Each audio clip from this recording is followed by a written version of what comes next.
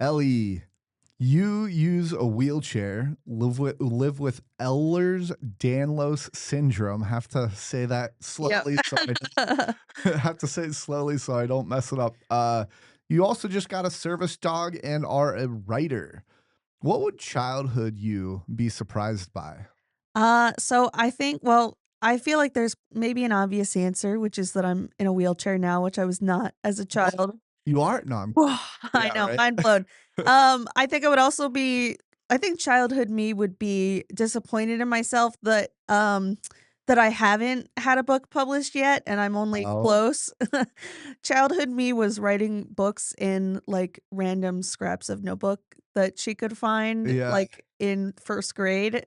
So, um, I think there was this book I read when I was a kid that was basically like you know how sometimes there's, like, these power fantasies, Mhm. perhaps, like, for I feel like I hear it most often with, like, men and superheroes kind of thing, but for me, it was being a young girl reading this book about a young girl who becomes an author, Oh, and so I was like, "Well, that's just gonna be me," and interest surprisingly, these things take time and lots of effort, and yeah. you can't just magically whip up something and get a massive publishing deal, so I don't think child Ellie really understood that. I Mhm. think she was used to reading the fictional version. Yeah.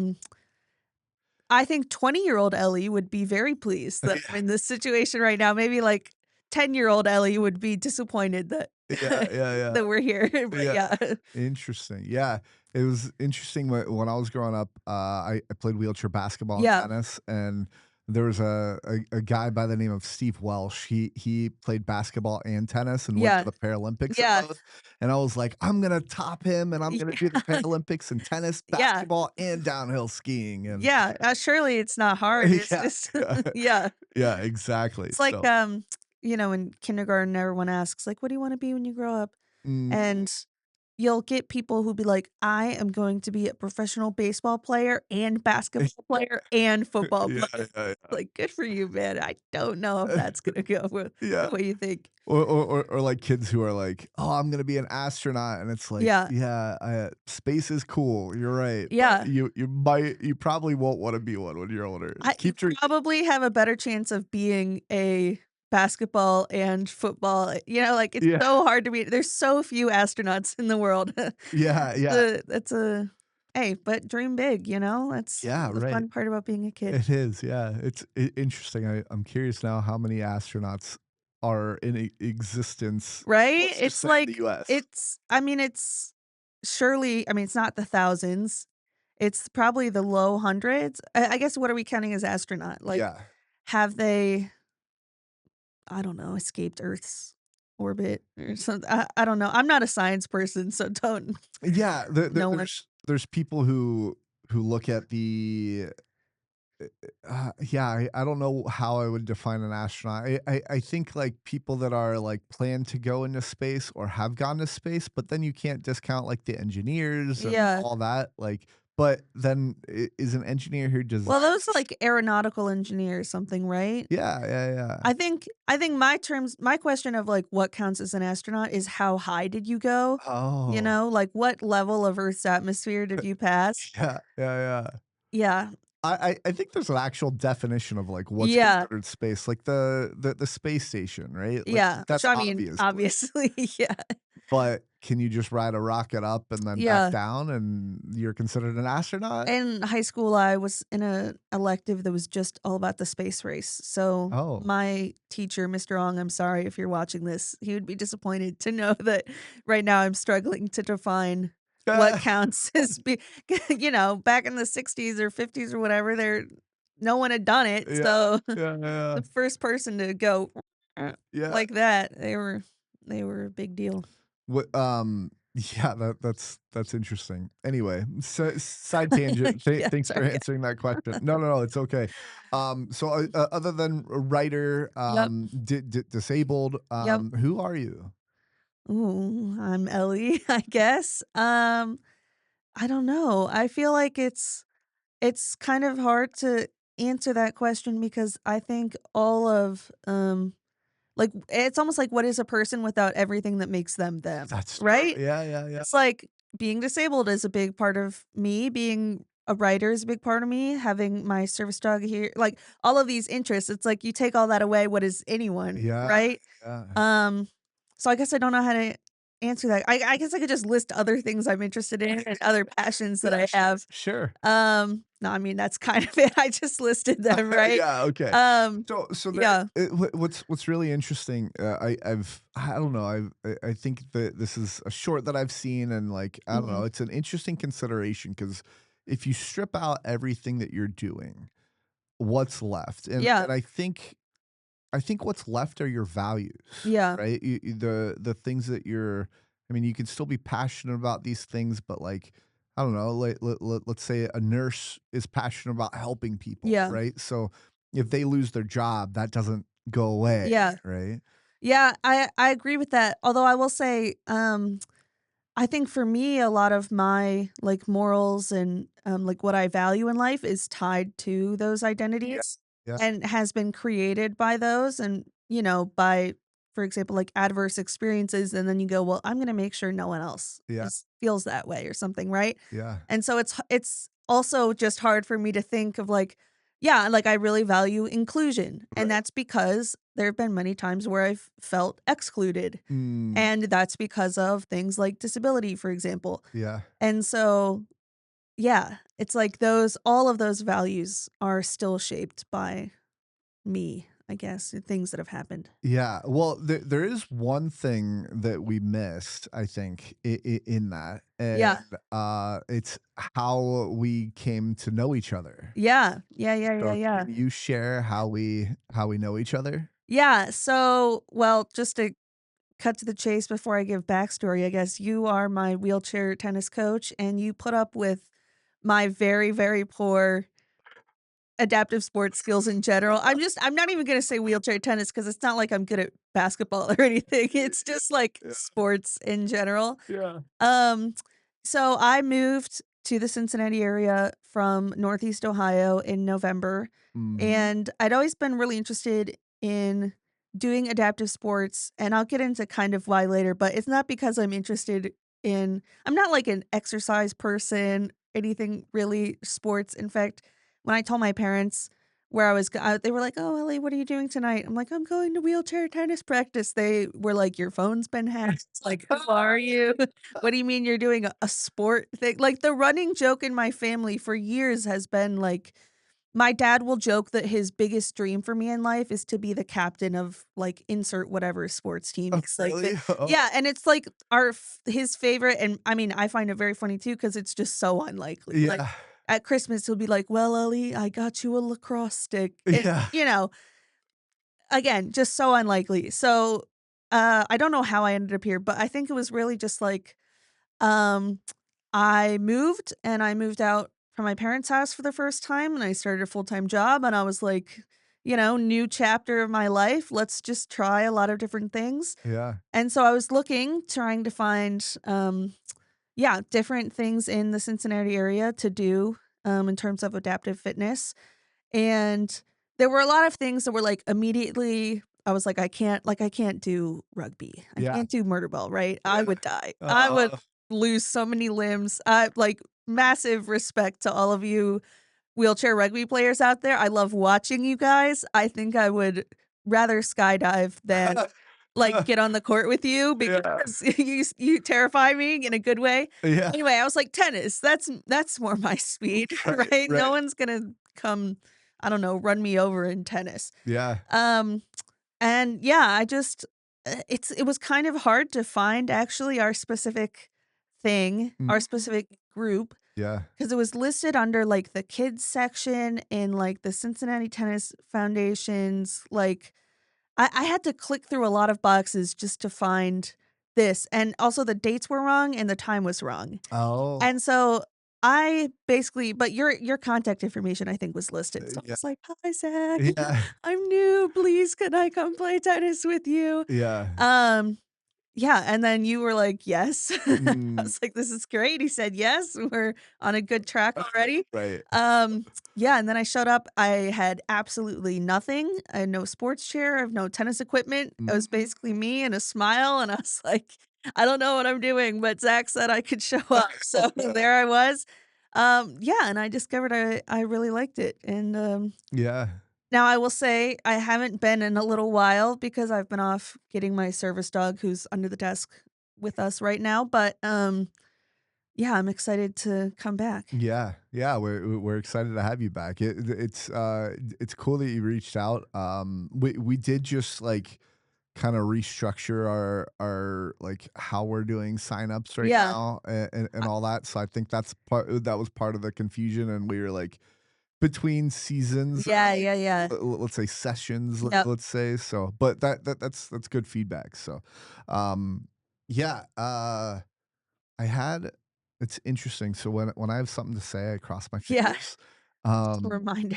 and I had my finger crossed, but I completely let it slip. Oh, I was just gonna say, make a joke. You can be the captain Oh, yeah. Yes, of wheelchair thankfully. tennis. I've finally done it. I will fulfill your dream. Me and the beginners wheelchair tennis group.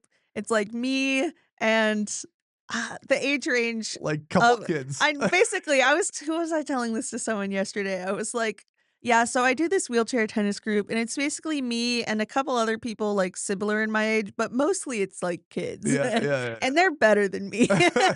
Yeah, yeah, yeah. Yeah, they're impressive. But I just show up and yeah, for me, and I mean, I can talk about this more later, but I don't go for the competition Yeah. or anything. In fact, I despise competing Oh, in games. It's like stage fright for me. I don't know why, interesting. but I love going and playing and Yeah. just hanging out with people. Yeah, So, yeah. yeah. Yeah, and that's kinda how the beginner sessions are, is like, it's like, yeah, we'll work on skills, but, like, maybe Yeah. we'll take time while we're picking up balls to talk or whatever Yeah. else. So, it's also good because Alexis was, like, the only adult that was Yeah. there, and so now that you've come along, she's got kinda like a Yeah, well, it was so funny that the first practice I came to because I actually know Alexis because she has a service dog from the same organization. So Oh, we had met before at a holiday party for the service dog organization, interesting. and we struck up a friendship, and then, I didn't tell her I was going to wheelchair tennis. I just found you guys on my own, Yeah. and then I show up, and then she comes in the door, and we're both like, "Wait a second, you're here?" And so yeah, so then I think we both were like, "Oh, okay, like, yeah, let's keep going to wheelchair tennis, Yeah, right?" yeah, yeah. Yeah, Yeah, she's been doing it for, I don't know, a good 2, 3 years, yeah. maybe longer even. So, I think she um she turned around, she was like, "Finally, there's another adult woman here," yeah, I yeah, was yeah. like, "I'm here for you, Alexis." Mm, yeah. Okay, so if we weren't here in studio, what would you Yeah. be doing? I would probably be, in my apartment cooking. Oh, I you cook too. See, that's I another thing do. it's to tell us. I know, it's just like, I forget all the things I do, you know? I really love cooking, and what I really love is, cooking on the weekends and then not having to cook during the weekdays. Ah, so you meal So, prep. yeah, I do. I meal prep, I make a very large batch of food, every weekend, and then I freeze most of it, and then, every weekday, I just pick out whatever meal I want Yeah. and heat it back up and eat Okay. it, so it's been nice. Yeah, I mean, you get home from work and you're just like, I am like, yeah, Y reheating something is about all I feel like I wanna do. yeah, So, it's nice that, I put in all the work to have, like, actual home cooked, like, meals that yeah, I can and a lot cheaper too than yeah, yeah, yeah. yeah. Yeah, I try to do meal prep too. A lot of times I'll do like lunch meat, or I'll Yeah. have that on Yeah, hand if yeah. I don't wanna, like, cook anything or anything like that. I've also been recently air frying frozen steaks, That sounds good. I've and got steaks in my freezer right now. Tell me about yeah, how do you do it? so it's not as good as, like, a grill, Yeah. but it's still decent. So you air fry it for like, I don't know, it depends on the thickness, but you air fry frozen steak for, I So, don't know. like, you don't thaw it No, first? Oh, no. I guess that would make it, like, get maybe a nice crust on the outside and then Yeah, still be exactly. medium rare on the inside? Yep, and I think I do it for, like, 24 minutes or something like Yeah. that, and Oh, then, and I do 2 at the same time. I have yeah. it side by side in the air fryer, so if you had 1, you might do it for What? less, but Yeah, yeah. and then it depends on how well you want it done or whatever Yeah. else, so, yeah, I'm intrigued. it again, it does not taste like a grilled Yeah. steak, but it's still a decent steak, and it still tastes pretty good, so. Never in my life have I cooked a steak before, Oh, so really? yeah, I mean, I've eaten it, but, I mean, it's expensive and, Yeah. um, normally, whenever I would have steak, it'd be, like, my dad who I'm sorry, dad, if you're listening to this, my dad does not cook very often, but when he does, it's one of, like, a handful of meals, and sometimes he'll be like, "You know what? I really want a good steak, and I'm gonna make it," Yeah, yeah, yeah. And so I'm just like, I just get to eat steak that was made by my dad, like, once every 3 years or something. Sorry, Heck dad, again. yeah, yeah. Um, yeah, so I've never actually done it myself, I think because I know that I just don't wanna ruin it. Yeah. I'm like especially, it's like an expensive cut. I mean, it's not, so bad if you just get it, whatever. I'm not buying filet mignon over here, right? Mhm. But I'm just always like, this is my one opportunity, and if I mess up the sear or if I'm like, I'm done. Yeah. As if there's only one opportunity to ever cook steak, Yeah, yeah. but I'm like, "This is it." So, it's just been in my freezer because I'm too scared to actually do anything with it. And That's I'm funny. I'm wondering, like, air frying to me, I don't know if that would be my first. I feel like maybe you have to know what you're doing a little bit before No. you air fry it. Oh, well, so no, I disagree. I love doing steak on the grill. I have a smoker, Yeah. and so, Ooh, nice. like, grilling and smoking things is, like, it's my jam. I love doing that. I hate cooking, actually, Yeah. believe it or not, like, but I no, I mean, you just put it in there, you season it a little bit, like, I Yeah. have, like, a steak seasoning that I like to put Yeah. on it, and, um, You're it making my mouth water I right now. I I know, didn't eat this morning. I'm like, right? steak." But so I have, like, a spray bottle for, Mm. like, avocado oil, Yeah, so yeah, I'll coat it with avocado oil, put my seasoning on just one side, and then when I flip it, I'll season the other side as yeah. well, so, people might be like, "What? You don't season your whole steak before you" yeah, I There's a don't, lot of so purists out there, you know? yeah. It's like, you're making it for yourself. Make it how you like it. Yeah, yeah, yeah. And so, yeah, that does pretty well. It's 400 degrees, by the way, is Yeah. what I air fry it at, so. I think the other thing I'm scared of with cooking the steak is that the fire alarm in my apartment goes off very easily, Oh, which is, probably a good thing, yeah, It's like it does recognize when there's smoke in my apartment, yeah, but, it's gone off multiple times, and I've had to, like, open all the windows and put fans in and then just hope and pray, because thankfully it doesn't trigger everyone else's fire alarms in their apartment yet, but if yeah. it went on for a certain amount of time, it would. I Oh, was like, "I'm not getting this whole building evacuated just because." It's not been steak so far. Anyway, I'm like, I'm gonna yeah. whenever my dad cooks steak, the fire alarm goes off, but, uh, you So know I've never had the fire alarm go off or, like, seen smoke when I've air fried steak. Yeah. You know, I'm not saying you might have bad luck. I probably do. Yeah, but, yeah,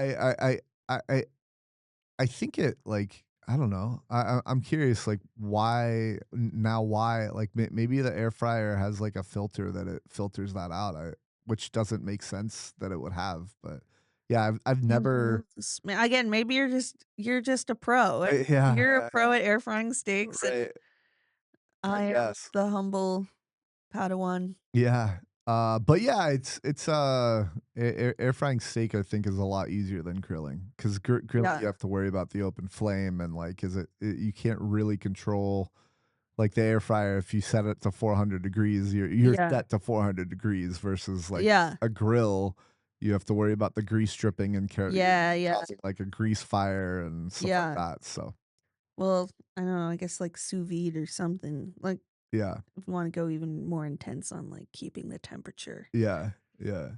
Sous I don't need vide? sous vide, it's like you put it in, like, a Ziploc not a Ziploc, like a vacuum seal Yeah. bag, and then you basically boil it, Yeah. but it's at a very specific temperature, and the sous vide keeps it at that specific temperature, and then you can take it out and sear it to get a nice Uh, thing, but it's basically like, if you're like, "I want it to cook at exactly 165 or whatever for 2 hours, and yeah. it cannot vary, I want it exactly that," Yeah. then that's what you do, but I Interesting. I don't do that. Yeah, I've never done that either. I don't think. Okay, so what about how would your family describe you growing up? Growing up so I come from a family of people who are very funny, Oh. and growing up, I was the one who was not. I did not have a sense of humor until it was basically forced into me at Mhm.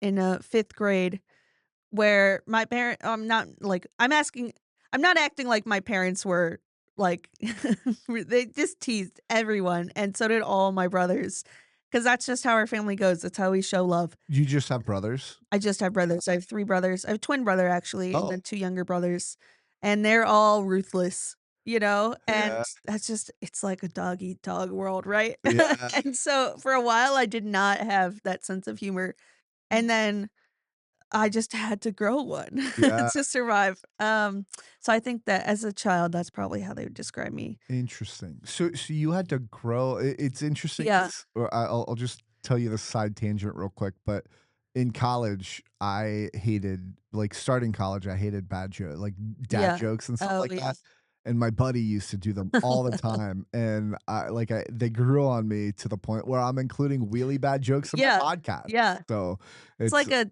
survival defense mechanism, yeah, right? yeah, You I just gotta guess. go for it. But now I love them. So Yeah, and I think the thing with dad jokes is, like, it's the delivery. yeah, You gotta make them like, slapstick and, like, yeah, go over the top with them and yeah. all that, Well, so here's the other thing about dad jokes is I feel like they're often equally, if not more funny to the person telling them. Yes. If you're just hearing dad jokes all the time, you're like, "Okay, great." But if you're the one telling them, they're the funniest thing ever Yeah, to you. So, yes. maybe that's now why you're doing your really bad jokes. You've just become the dad joke giver. Yeah. I do it's funny because guests often don't laugh at them, Yeah. and sometimes that reaction just makes me laugh even more. Yeah. Yeah, it's like it's almost like that's the expected Yeah. like, who tells a dad joke thinking that they're gonna have everyone on the floor laughing? I'm Right. not sure. I don't know, maybe people do. I'm sorry if people see my hand moving, that's my service dog. We can You see can the see service dog in the yeah, camera. she's a very good girl, and she demands scritches. So, here she is. Yeah. Okay, what, so if you could if they could describe you now, Yeah. what would that how would they describe you? I think they would describe me as very resilient. Mm, I've had a lot of things happen to me in the last few years, and yeah, I'm feel like I've really come across the other side, um, and was very determined to get here, and yeah, I did it. yeah, awesome. What were you naturally good at? And maybe what are you naturally good at now? But by the way, real quick, before I ask that, I wanted to ask earlier, do you like English class or did you? Well, so interestingly, when when I was younger, especially, I really loved English class. I actually once you get to the part of English class, like in high school, or college, where you're just analyzing books, I actually often liked it less because I would disagree with, Oh, like, the teacher or whatever. Like, I would sometimes just not like the books they picked at all, and yeah. not in a, like, because I hate reading kind of thing, because I love reading, but I was just like, "I don't think this is a good book, actually." Right, right, And right. sometimes that was kind of just to be contrarian. Yeah. You know, you're a teenager and you're like, "Yeah, Shakespeare actually sucks." Right? Um but I've always loved writing and reading without having to, like, I guess, argue with people about what I think the point is. Yeah. Yeah, so growing up so like I said, I have a twin brother, and my thing was always, like, the English and the social studies kind of thing, and his was always, like, math and science, Ah, and it was just a very it was a definite split. yeah. Yeah. Are you I think a stereotype of, like, twins Yeah. are is that they're close. Yeah. Is that the case with you too, or So we were really close as, like, younger kids, and then I think we kind of drifted apart, and now we're, like, working to get closer. Yeah, yeah. I think you get to, like, high school and, you know, your brother's like, "Well, I don't wanna hang out with my sister," Yeah. right? Yeah. Like, and vice versa, right? So, yeah, and then I but now we're, like, actually adults and reasonable people, and so, Yeah. yeah, we're like, "Oh, actually, you guys are nice," Yeah. right? Right, right. Yeah, so one of the things I've been curious about is you see, like, back in the day, you'd see, like, twins being interviewed, Mm, and, like, there's almost like a sixth sense yeah, of, like, when a twin goes through something super traumatic or yeah, they're in danger, like, the other twin feels it. yeah. Have you ever experienced that, or as he? Well, we used to do um the thing where it's like one person would pick a number and then the other person would guess it, and Yeah. we would get that sometimes. I think it's often more like, just like when 2 people are close, that can happen. Um, yeah, I don't know. I don't know if we've ever experienced anything that's really, like, supernatural Yeah, kind of yeah, yeah. thing, but Okay. I'm always intrigued when I hear about it Yeah. 'cause There's also, like, the TikToks where there's 2 people, like, standing on yeah. either side of the door, and they're like, "Raise your raise a hand." Yes, no, I know exactly what you're talking about, yeah. I think Yeah, we would probably do pretty good at that, but I think you could maybe say the same about me and any of my brothers yeah. just because we were raised in the same Right. household, but yeah. Yeah. Yeah, I'm the only lefty in my Mm, family, so if it was like raise a hand, I think yeah, we'd pick opposite hands yeah. with my siblings, so One of my brothers is a lefty, but only in sports, if yeah. I remember. Yeah. Interesting. All right. Well, everybody, welcome to the Rolling Forward podcast. It's a podcast of people who keep rolling forward no matter what life throws at them. Real stories, real people, powered by purpose, resilience, and a drive that never ends. I'm Zach Sikora. Spina bifida didn't stop me. It just gave me a better excuse to sit down while I take over the world. Today's t-shirt is the Rolling Forward podcast logo t-shirt. It's a superhero in a wheelchair. And if you want to help promote my podcast or where, I don't know, there's some sort of irony with a superhero in a wheelchair. I guess Professor X is like Right? one of the few that has that. But I know one other. what? Who? There's a girl, I think her name is Charlotte, it's like she's an off like, Into the Spider-Verse? Yeah. So Can you? there's one, character in Into the Spider-Verse who is a very minor character, but she has the same disease that I do, and Oh, she, really? is an ambulatory wheelchair user, and she uses a wheelchair and crutches in the very short clip What's that her I can show. superpower? Well, she's a spider whatever. Okay. I don't know what the term is. She's, like, has the same powers that all Spider-Men do. Interesting. Okay.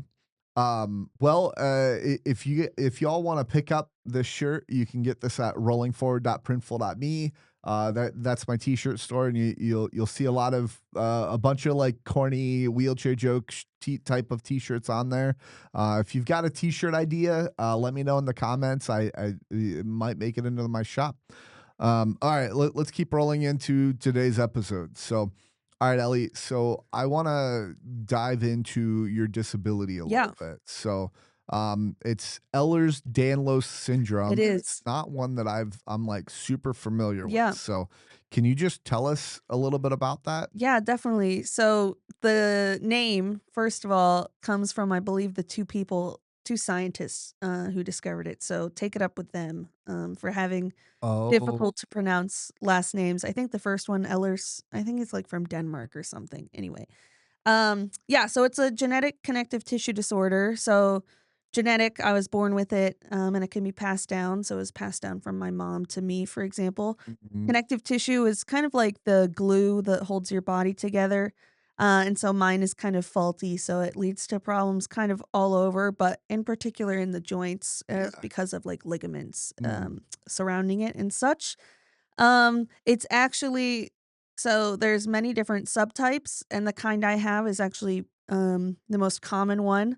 But there are some that are super ultra rare, like less like, there's like we know 5 people in the world that have it. Mine is Well, actually much more common. okay. But the reason why you may not have heard of it is because it's not often in adaptive sports Mhm. spaces. Why?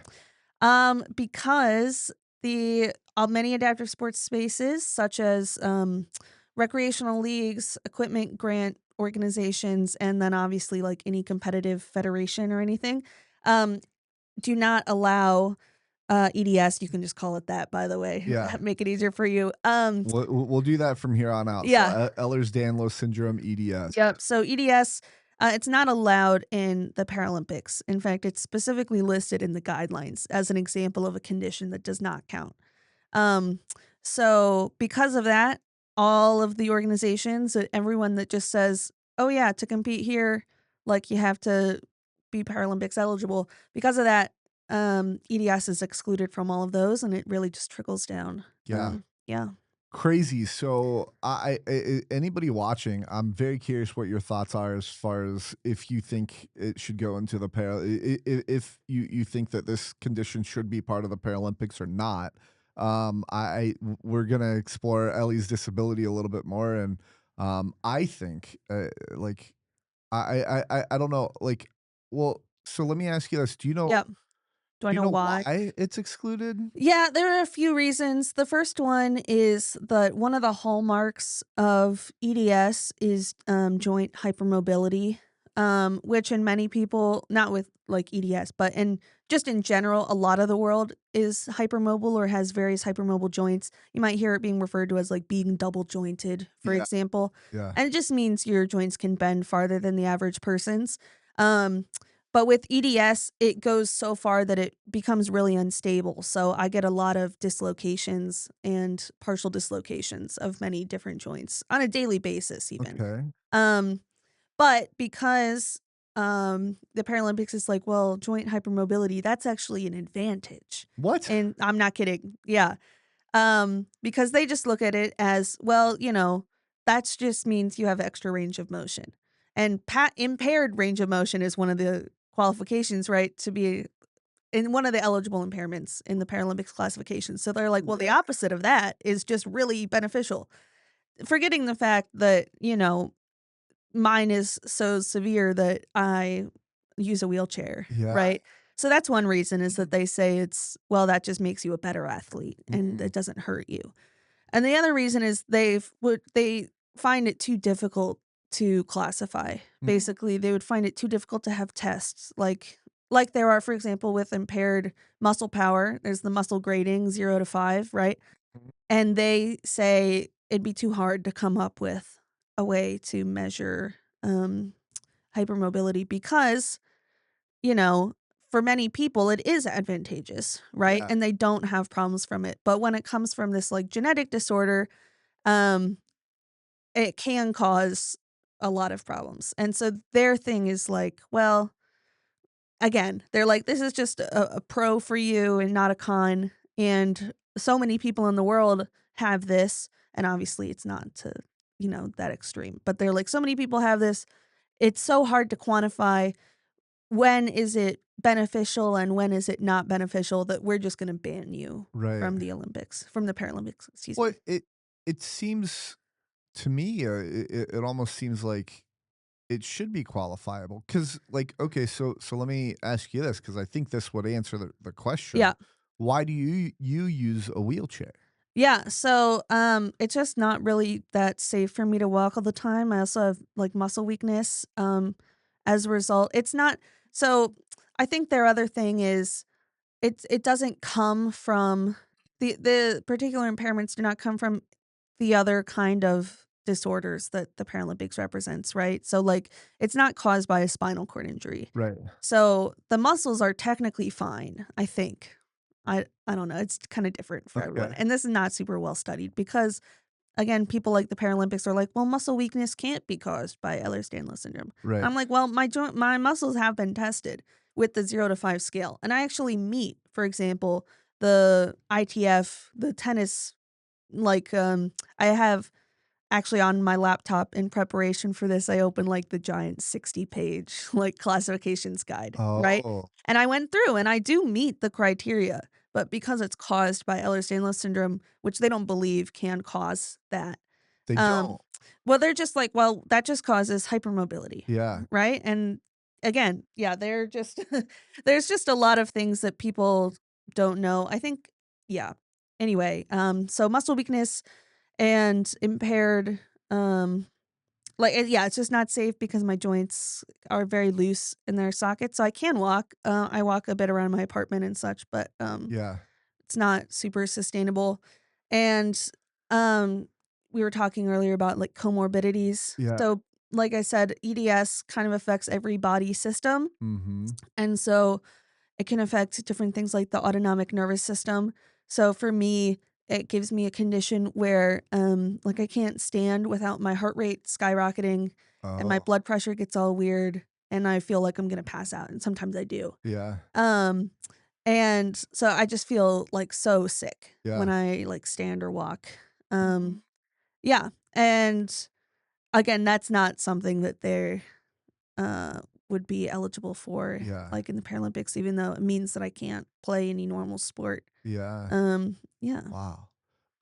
Do you think it's there well, like, one of the thoughts that I had was, do you think it's there to protect you? Like, you shouldn't be playing any sports or something like that? Like, Um, I think you could say that about anyone, well, I right? I I immediately jumped to brittle bone. Yeah. Br Like, it's in the same family, but, like, osteogenesis imperfecta. yeah, but brittle bone is allowed. Yeah.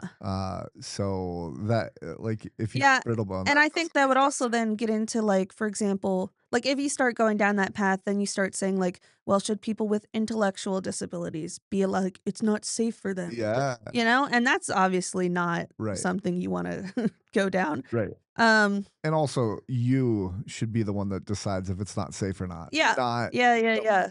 bureaucracy. It is, 100% in this case, not because they think it would be unsafe. Right. It's just because they think it'd be unfair, actually, Right. to everyone else. And Interesting. I've run into this sentiment from other people in the disability community as well. Yeah. You know, the other parallel, let's say, is so there's quad tennis, Yeah, and you have to have 3 more limbs impaired. yeah, And there are quads, so Elliot, yeah, who's been on the podcast, he is paralyzed from, like, the chest down. yeah, And so he doesn't have his trunk control. So he yeah, doesn't have abs or lower back or anything like that.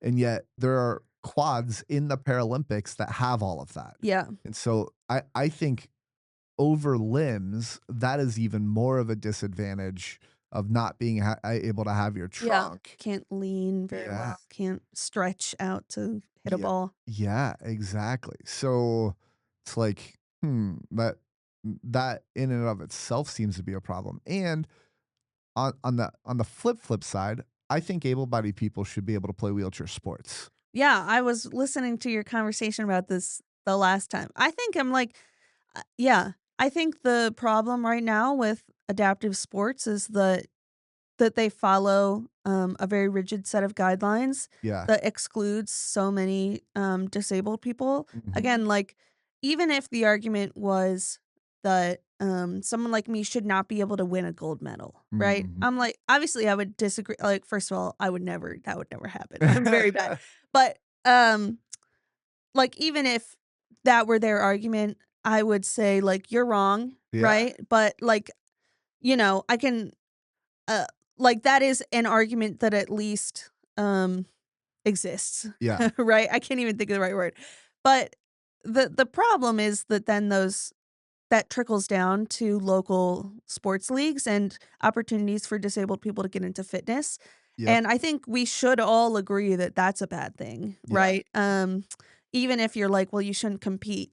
Everyone wants people to be more active these days, right? yep, And any barrier to that should be stopped. yeah, But, because every every organization, every sports organization, and this is not just with, uh, disability related sports, but with able-bodied as well, it's all, like, feeder organizations into the next level, Yeah. right? And so if you kind of reverse engineer that and you go like, you start at the Paralympics, and then you go to the next rung down, which is like national, Yeah. sports leagues, then they are like, "Well, we don't want people who we can't send to the Paralympics," right? Yeah. So then that's why they have that. And then the people down, the next rung down are like, "Well, we don't want people that we can't send to the national level." Yeah. And then you just keep going down until you get to, like, what I do with you, which is showing up at a tennis court once a week and, like, hitting some balls around, you know? Right. And because it just yeah, it just filters down, because everyone just wants to send people up to the next level, Yeah. and yeah, so it's kind of hard because I don't know like, it's so hard to think about how this would change Yeah. because, if you try and start from the bottom up, right, you would run into problems, and equally like and it's not like the Paralympics is very averse to this, so then, yeah, changing it from the top down is also extremely difficult. Yeah. Yeah, it's interesting because I do think able-bodied people should be able to play in wheelchair sports, but when it was brought up to me like, "Hey, what about Paralympics?" Yeah, Yeah, that's where I'm like, you know? "Ooh, I don't know." Like, I think there should be a space for disabled Yeah. people to be able to play at the most elite level. Yeah, yeah, Uh, and the other thing kind of related to that is, like, there are different sports leagues that do allow able-bodied people to play, and they're, like, yeah, designated as such, like AB players, right? yeah, The problem is the reason why I sometimes have a problem with that for me personally, not, like, on a broad level, but for me personally, is that I would count as able-bodied yeah, for those classifications just because I don't fit into the other ones, yeah, and I kind of take offense to that, yeah, right, being told that I am the able-bodied player when I use a wheelchair, right. like, 95% of my life, Mm, my daily life, I should say. Um, yeah, so, it's like, I think it's good that those exist and that, things are opening up. I think I wish they would open up more I'm kind of like, why are we opening up more to able-bodied people first true. before so many disabled people like me? Yeah. Like, why are they getting opportunities before I am getting opportunities? Yeah, that's so true. Yeah, I agree with that. It's like, I do support having as many people play as possible. Right, You know what I'm saying? right. It's kind of like the order or like the fact that there's already like people have already thought. Like there are rules and things there's structure in place to allow able-bodied people to participate in certain sports. Not even just on a recreational level, but in certain competitions as well Yeah, on a smaller scale. And I'm like, but I'm still here yeah. and I'm not allowed. Have you looked at the USTA rules? I That have stands I for think they are that stands for United States Tennis Association for people who don't know. That's like the governing body of everything tennis in the United States. So, yeah, and I think they have, more open rules, okay. so that's good. Yeah. It's just, like I can't remember what the F stands for, but, like, ITF? Yeah. Yeah, The International Tennis yeah, Federation, yeah. Foundation, It's something one like of that. those. Yeah. Yeah, that's the one that, is the Paralympics one, and then that's the one where a lot of competitions are sanctioned under or different leagues. Yeah. Um, yeah. And Interesting. again, here's my problem is that I'm a bad person to be talking about this because I really have no desire Yeah, to yeah, compete in any level of tennis or any other sport. It's more that like and I alluded to this earlier, but the reason why I started with adaptive sports is out of spite because yeah. I was like, people are telling me I'm not allowed to do this. Uh, Well, I will do it. yeah, Even though I don't like sports, yeah, I will go play an adaptive sport yeah, because I deserve to be there, even if I don't I didn't have a passion for it or anything. I was yeah, really just like, by God, I'm gonna be in that room, yeah, you know? right, right. Yeah, that makes sense to me. So it sounds like within the US, if you wanted to compete, USTA rules, you'd be fine? I think so. It's hard. It's sometimes really hard to find the actual Yeah. classifications. So I couldn't remember if I did. The other problem with all of this is that I find it excuse me. I find this topic not right now, but in general I get really worked up about it. Yeah. And so I have to stop myself often from doing it cuz like my hands will start shaking Yeah. cuz I get really like it's like those angry tears kind of like thing. Yeah, yeah, yeah. Um yeah, so I think I stopped after a while because I couldn't find it, but I mean, I've gone through, like, the Paralympics classifications, I've read through that whole giant handbook. I've Yeah. read through the one for the ITF as well, because I always hope that there will be something because it's almost like they play with me because 'cause I'll read through the list of eligible impairments, which is, like, impaired muscle power, short stature, like limb difference, etc. And I'll read through those and they'll give examples and they're like, this is how you measure it. And I'll be like, oh, I meet that. Yeah. Great. I can actually play. Right. For this was with the ITF, for example, because they have a really long and really great comprehensive guide on like how each of the tests should be done. And I Yeah. was like, my doctors have done these tests on me and Right. I have the scores. I'm eligible. And then Right. you scroll down another 5 or 10 pages and it says, oh, we follow the Paralympics guidelines for this, and so it has to be caused by an eligible underlying health condition. And here's some examples of ones that are not eligible. So you can have that eligible impairment, but if it's not caused by something that they deem like valid, Mhm. then it doesn't. Anyway, so I read through all these documents because I'm like, maybe Yeah. they'll forget to add the we follow Paralympics thing. Right. Um, and so But far I haven't been successful, but it's interesting because, like, in basketball, for example, there's a point scale, yeah. and you're only allowed a certain number of points Yep. on the floor based on your disability, and so you can't have like all like super Yeah. just foot amputees, for Yeah, example. yeah, You yeah. can't have 5 of those out in the court Yep. at one time. You have to have someone that has a worse off injury, Yeah. and so it's like certainly like a physical therapist could evaluate how you play and like because that's what they do in basketball. Yeah. Oftentimes they have somebody come out, watch you play, Yeah. and then evaluate you. They do other tests as well, but Yeah. but again, like the interesting thing to me with like why I think able-bodied people should be able to play wheelchair sports is one, it'll expand it'll expand the reach, and Mhm. quite frankly, before I played tennis, I thought tennis was boring. Yeah. But now that I'm playing it, it's like, "Oh, wow, that's a crazy shot," you know? Yeah, yeah. And so, like, it'll increase awareness and get more people, I think, engaged. But then, I don't know, with that evaluation, like, if there's somebody that is able-bodied Mhm. with, what's the acronym? EDS, EDS. Ehlers-Danlos Syndrome.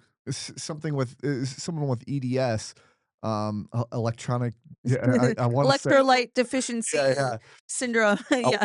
I wanted to say EDM, and it's like, no, it's not Right. EDM. But, like, if someone's, like, too able-bodied Yeah. with EDS, like, okay, that should be able to be evaluated. Yeah, well, and It's there kinda are. crazy. So, like I said, it's a giant spectrum, and I got it from my mom, who got it from her mom. So Mhm. it's been really passed down. But neither my mom nor my grandma use a wheelchair. Mm, Um, and I was the first one in the family to get diagnosed. mhm, Um, kind of how it happened is so like I said, I was born with it. So I had symptoms like from childhood. Like I missed like developmental like motor milestones, right? mhm, And it's kind of easy to compare because my twin brother was there as well. And I never crawled and I walked it took me twice as long, for example, mm, to start walking. Um and then I would just have all these horrible symptoms. I would get injured so easily from like the littlest things.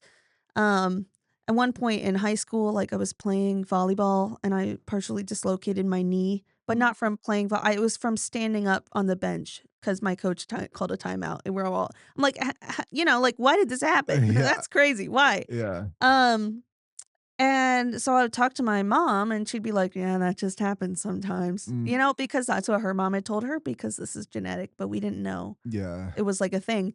So it wasn't until, like, my health started to really decline to the point where I couldn't really walk, as much. Yeah. Hey, real quick, Yeah. yeah, I don't care, but your dog is putting his head on my Oh, her.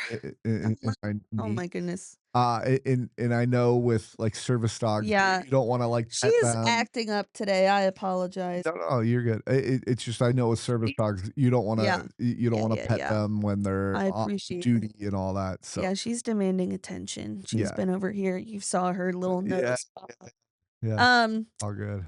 yeah. Anyway, so like I said, my mom and my grandma had it like they'd been to many doctors over the Mm, years, about various health problems, and they'd been told it was like, oh, that's just part of being a woman. mm, Or I think my mom's an art teacher, and she has a lot of problems with her hands because of EDS.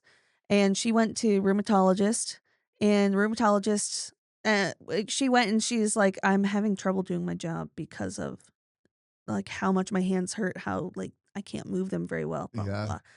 And the rheumatologist laughed in her face What? and said, "Come back to me when you have real problems." Whoa. You know? And so you internalize a lot of that. And this was not even that long ago. This was like, I don't know, 2018 or something. It's not Yeah, like this was like my grandma obviously faced a lot of this as well, but it was in like the 60s and 70s. And you can kind of be like, well, I guess the times were different then. But this was not so long ago. yeah, Um, anyway, and so it was kind of, I think, a little bit of a healing moment for the whole side of the family when I got diagnosed because it was kind of like oh, there was actually a reason for all of this. right. Um, anyway, yeah, so I got diagnosed. I can't actually even remember the question that prompted me to start this whole tangent I don't about either, it was a random question that I had. it's a random It's question. okay. Let's Um, see, get diagnosed. Yeah, so so yeah, I just couldn't play sports. I still can't my after I compete. question, when did EDS start affecting you? Yeah, so like I said, there'd been a lot of signs from when I was born, really, but it Oh, wasn't like the but like yeah, just not having enough muscle or whatever.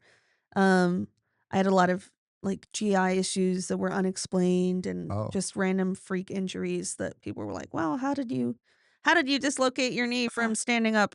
You know? yeah.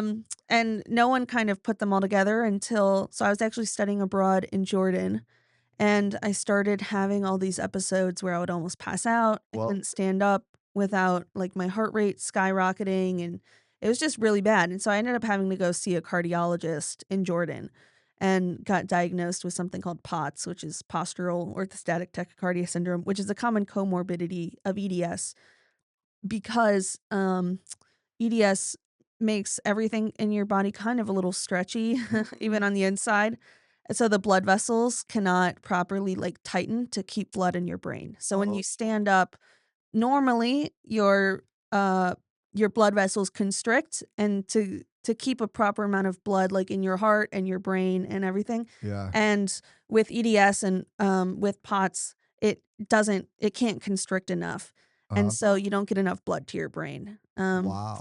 Which sounds more I mean, it is serious, right? But it sounds like I'm not gonna die or anything. It's just Sure. very unpleasant, and the danger is if you pass out and then hit your head or something. But, So yeah, so that started happening, and then we were like, "Well, why is this happening?" And then I was supposed to go back to college, and then a few days before that, I was walking, and my ankle fully dislocated, and I broke, like, everything that attached my foot to my leg, basically.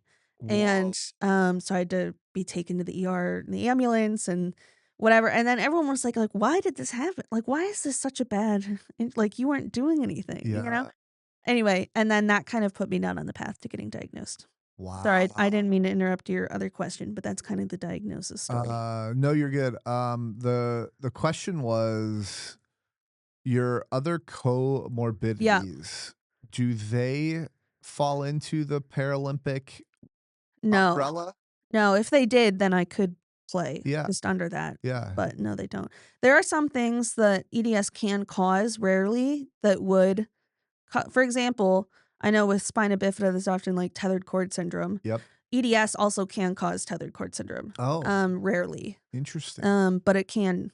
And so I know people who have paralysis or quadriplegia from tethered cord syndrome caused by EDS. Yeah. So then they qualify into the spinal cord injury that they have. Interesting. I Did don't have anything like that.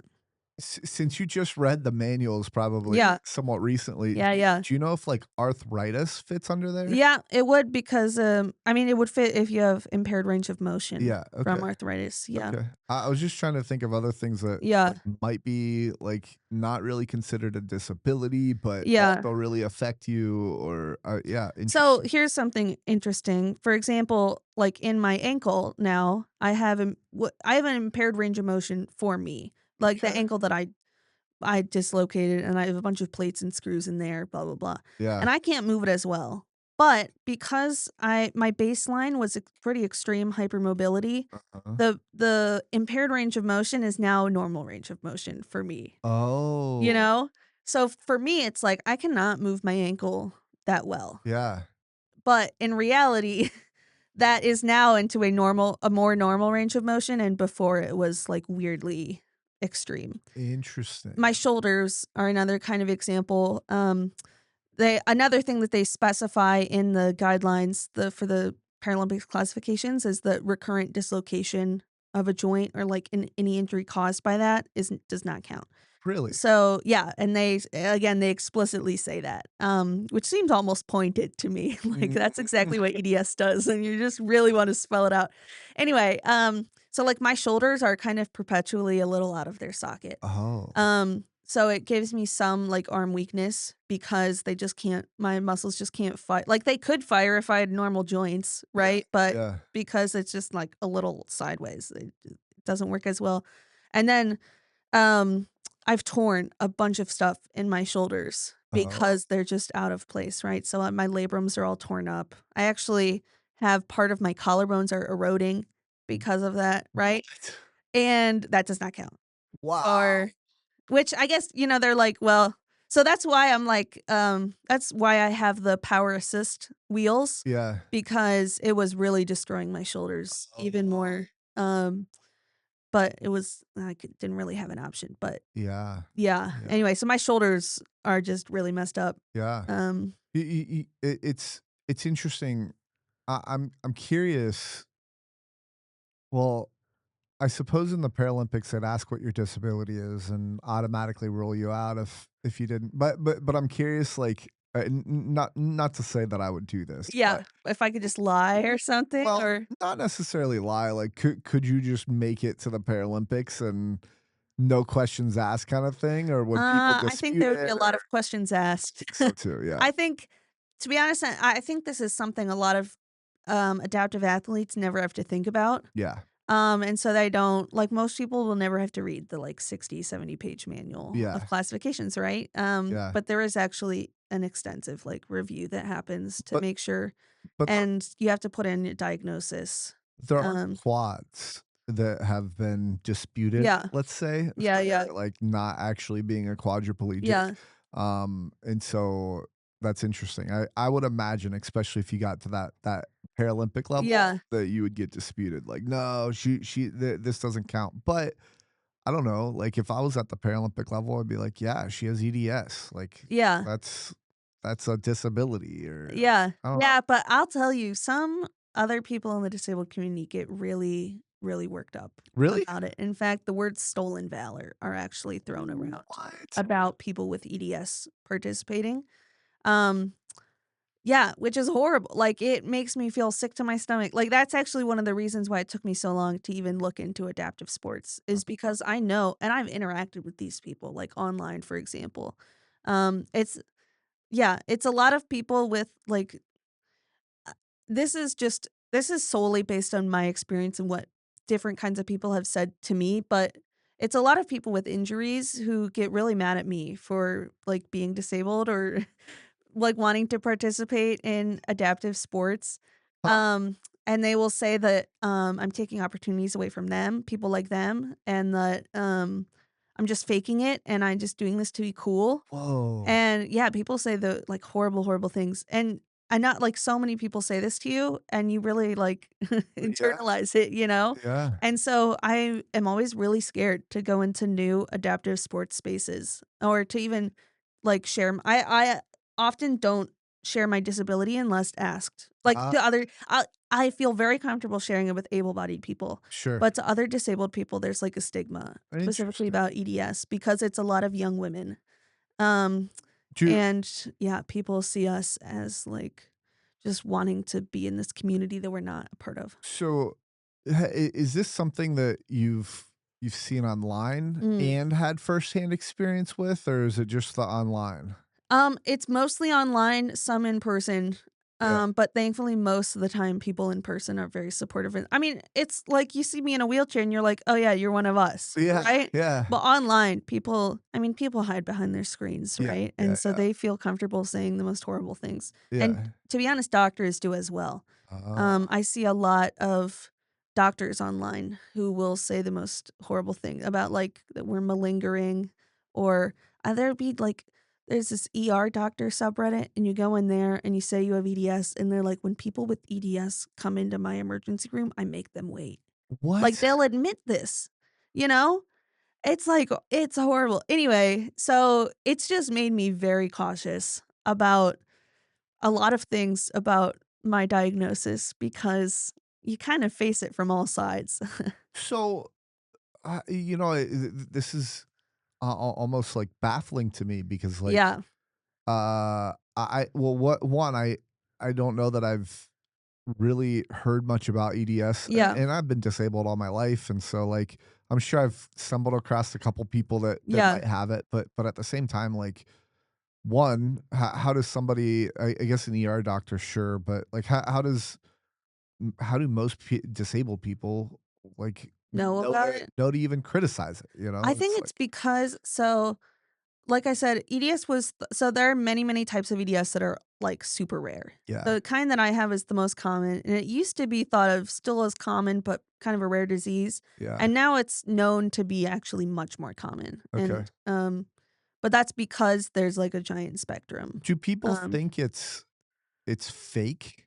yeah, I think people do think it's fake, partly because the most common subtype, which I have, they know it's genetic, but they don't know the gene for it yet. Oh, Not for well, kind of for lack of trying for many decades, but in the last decade, there's been a big push, and they don't know. Mostly because it's likely a lot of different diseases under one trench coat. yeah, And so if you look and you're like, well, what are the differences between all of these thousands of people that we have the genomes for, right? yeah, But then if you don't know that it's actually a bunch of different genes, whatever. My point is, they'll point to that and they'll say, well, like you don't have like genetic whatever. Barring like again, I had to go see genetics and get tested.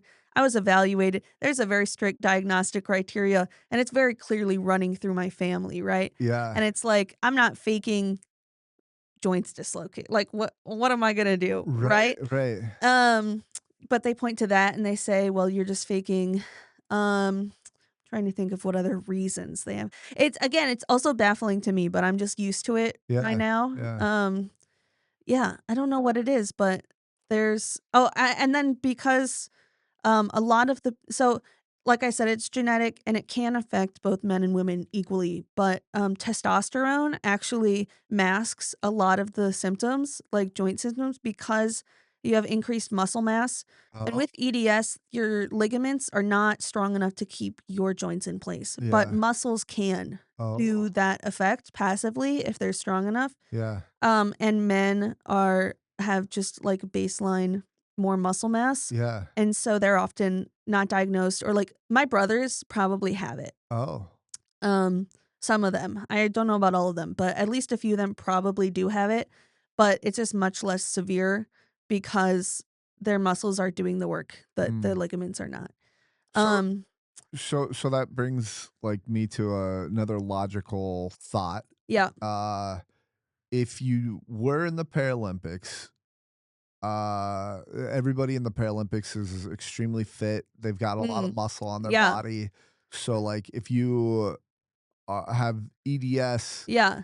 Then and you would it don't play just sports, like, yeah. you're a lot worse off by not playing sports or working out or lifting or whatever else.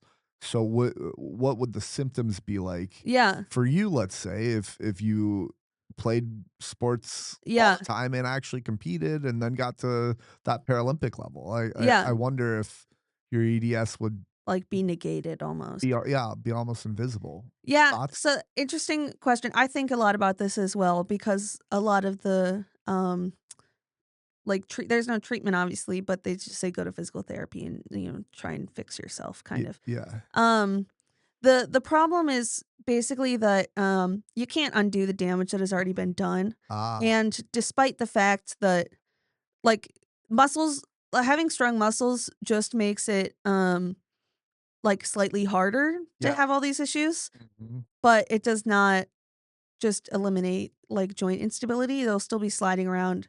Yeah. Um, and it can also, like, s yeah, different things can cause problems. So, for example, like, with my collarbones kind of eroding, that's mostly seen in young weightlifters. Oh, Um, but it's because, like, things aren't just things they just aren't strong enough, and the activity that I'm doing, which is pushing my wheelchair, that physical activity is causing, like, that problem, for yeah. example, even though it's building my muscles, Right. yeah. Um, the other example, like um, my ankle's weak. If it were, caused by something else, my ankle alone would technically qualify me for, like, for the through ITF guidelines. Mhm. Just like, I can't really do a lot with it. But, like, and I can't really get it strong. I did a lot of physical therapy, and no matter what, it will always be kind of messed up, right? Mhm. Um, anyway, so I think like, maybe if you had someone with EDS who, from birth was able to magically avoid all injuries, it's kind of like, you had someone with osteogenesis imperfecta who was somehow able to never have broken a bone, Yeah. you know? Yeah, yeah. It's like, well, you still have That's brittle bone, right? yeah, Yeah. you still have brittle bone disease. It's just that somehow you haven't, Yeah. like, my god, good job, you Yeah. know? Um Yeah, but that's a good question. It's one I think a lot about. And the other problem is that, even with physical therapy, you can just do so much damage. Like, I've gotten injured from physical therapy because it's been with physical therapists who don't know about EDS and Oh, don't know that there's special precautions that you have to take so that you don't get injured. There's a real big mindset of, like, push through it and you will, like, make it to the other side, but with EDS, a lot of times when you push through it, you injure yourself, yeah. and, yeah, anyway, so it's a really complicated kind of topic, but Yeah. it is one I think a lot about because I'm like because, like you said, if you're in the Paralympics, you're gonna be strong. Mhm. But I guess the other thing I think about then is, for example, there's a woman in, Britain, a young woman who has EDS, is a full-time wheelchair user due Mhm. to EDS and a couple other things that also don't count for the Paralympics. And she does, like, track, like, racing, Mhm. um, and she's not allowed to compete Mhm. anywhere professionally, even though she's really good and, like, she wants to do this as, like, her life, right? But she Yeah. can't get anyone to let her compete. Um but, like, you put and I guess this would kinda go back to the able-bodied question, right? But there are some disabilities that only affect your lower limbs, and you put them in a wheelchair, Mhm. in, a track chair or whatever, and their arms are really strong, like, you know? Mhm. Um, so I guess what would the difference between that versus, like, someone with EDS who was able to train up and get strong, like this Mhm. woman, um, whose disabilities mainly affect her lower limbs to the point where, again, she's, like, full-time wheelchair user. Mhm. I don't believe she's ambulatory. Um, what would be the difference between her and a paraplegic Yeah. who is able to get really strong arms and is in a track chair because they can't use their lower limbs, Right. right? Right. Yeah. Yeah, the like, I think when I was growing up, there was somebody who would get out of their sports chair and Yeah. just lift it up, put it over their head, Yeah, and too walk away. yeah. And it's like, Wait, how is that person disabled? Yeah. And how is that person more disabled than you with Mm. EDS? Yeah. And it's like something's not adding up right. So Yeah, anyway, like, I can't lift any heavy objects because it will might make my shoulders come out, you yeah, know? Like, yeah. I've will have trouble sometimes with certain overhead movements or, like, behind the back movements Mm, because of the same thing. yeah. Um, and that's obviously not anything like, quadriplegia, but what I'm saying is it's not just my lower limbs that are affected, and in the way that there are some disabilities where only the lower limbs are affected, and Yeah. it's kind of like I've got low level impairment, like, kind of all over my body, Yeah. you know? Yeah. Interesting. Um, My hands, for example, like, the joints will just come out of place. oh, This is interesting. my, let's see, this is my party trick in kindergarten, or, like, I don't know if you can really see. Dislocated I can, or like, bend all my fingers back really weird, yeah. Anyway, um, wait, show the fingers back bent back again? well, it's like, let me see about this one. You can't really see. I'm trying to, Oh. it's like I can make the joints go backwards in ways that they're not supposed to do. I can, um yeah, lots of things that you're just not supposed to be able to do with your fingers. Mostly the most fun one is this one, obviously, Yeah. which, um, I've done so often that it doesn't actually hurt that much. Uh, Oh, interesting. anyway, yeah, it's like I'm like, it's all over, you Yeah. know? Yeah. Interesting. And it's not like I can, like, so it affects how I have to push my wheelchair Yeah. because if I do it wrong, then it'll, like, I have to like pick up things in a special way because otherwise my thumb will just slip out like that, and Oh. it's not good to be grabbing things like this. Um, so I have to have like ergonomic rims on my chair, and then I have to watch how I can like handwrite, but it's really painful for me, so I mostly just type. Oh. Um, Yeah, I have to be careful when I'm, like, gripping the tennis racket, for example, to it's like I always have to make sure that I'm keeping my fingers in a normal Right. position because Right. it would be not good if I kept them in the wrong one all the time. Other than your ankle, have Yeah. you dislocated anything, like, Um, it's severely, let's say? no, thankfully, that was, like, the worst, definitely the worst one by Okay. far. Yeah. Um, Okay, good. yeah, right? Good job, Just a go random team. yeah, I worry random constantly about my knees dislocating because I can feel them, like, if you think about I guess I don't know what a normal person's knees feels like, but mine always I'm always like, "If I fall, that's going," you know? yeah, yeah, Um, yeah, but it's mostly like my ankle was well, and my ankle I didn't have problem with before, yeah. is the other thing that kind of scares me, is it just kind of happened. Does it get Uh, worse with age? good question. So it's not progressive in the sense of, like, it will just continue. Like, so there's a big here's another kind of a wasp's nest you have accidentally stumbled into Okay. because, like, on the question of is EDS progressive or not, because it's not progressive in the sense that the collagen defect, like, that the genetic defect will continue to get worse. However, the injuries accumulate and the Yeah. damage just gets worse over Right, time. right, right, right. So, it's always hard for me to say, like, answer yet, like, will it get worse with age? Because, yeah, that's another thing some people get really mad about Mm. on the internet with me is, um, yeah, anyway, I don't know is the question or is the answer. Like, my mom I don't know. I don't know, it's hard, it's so different for everyone, and it depends on, like, what you've done to your body, like, what adaptations you've made, like, certainly think I have stopped a lot of injuries because I'm now in a wheelchair. Ah.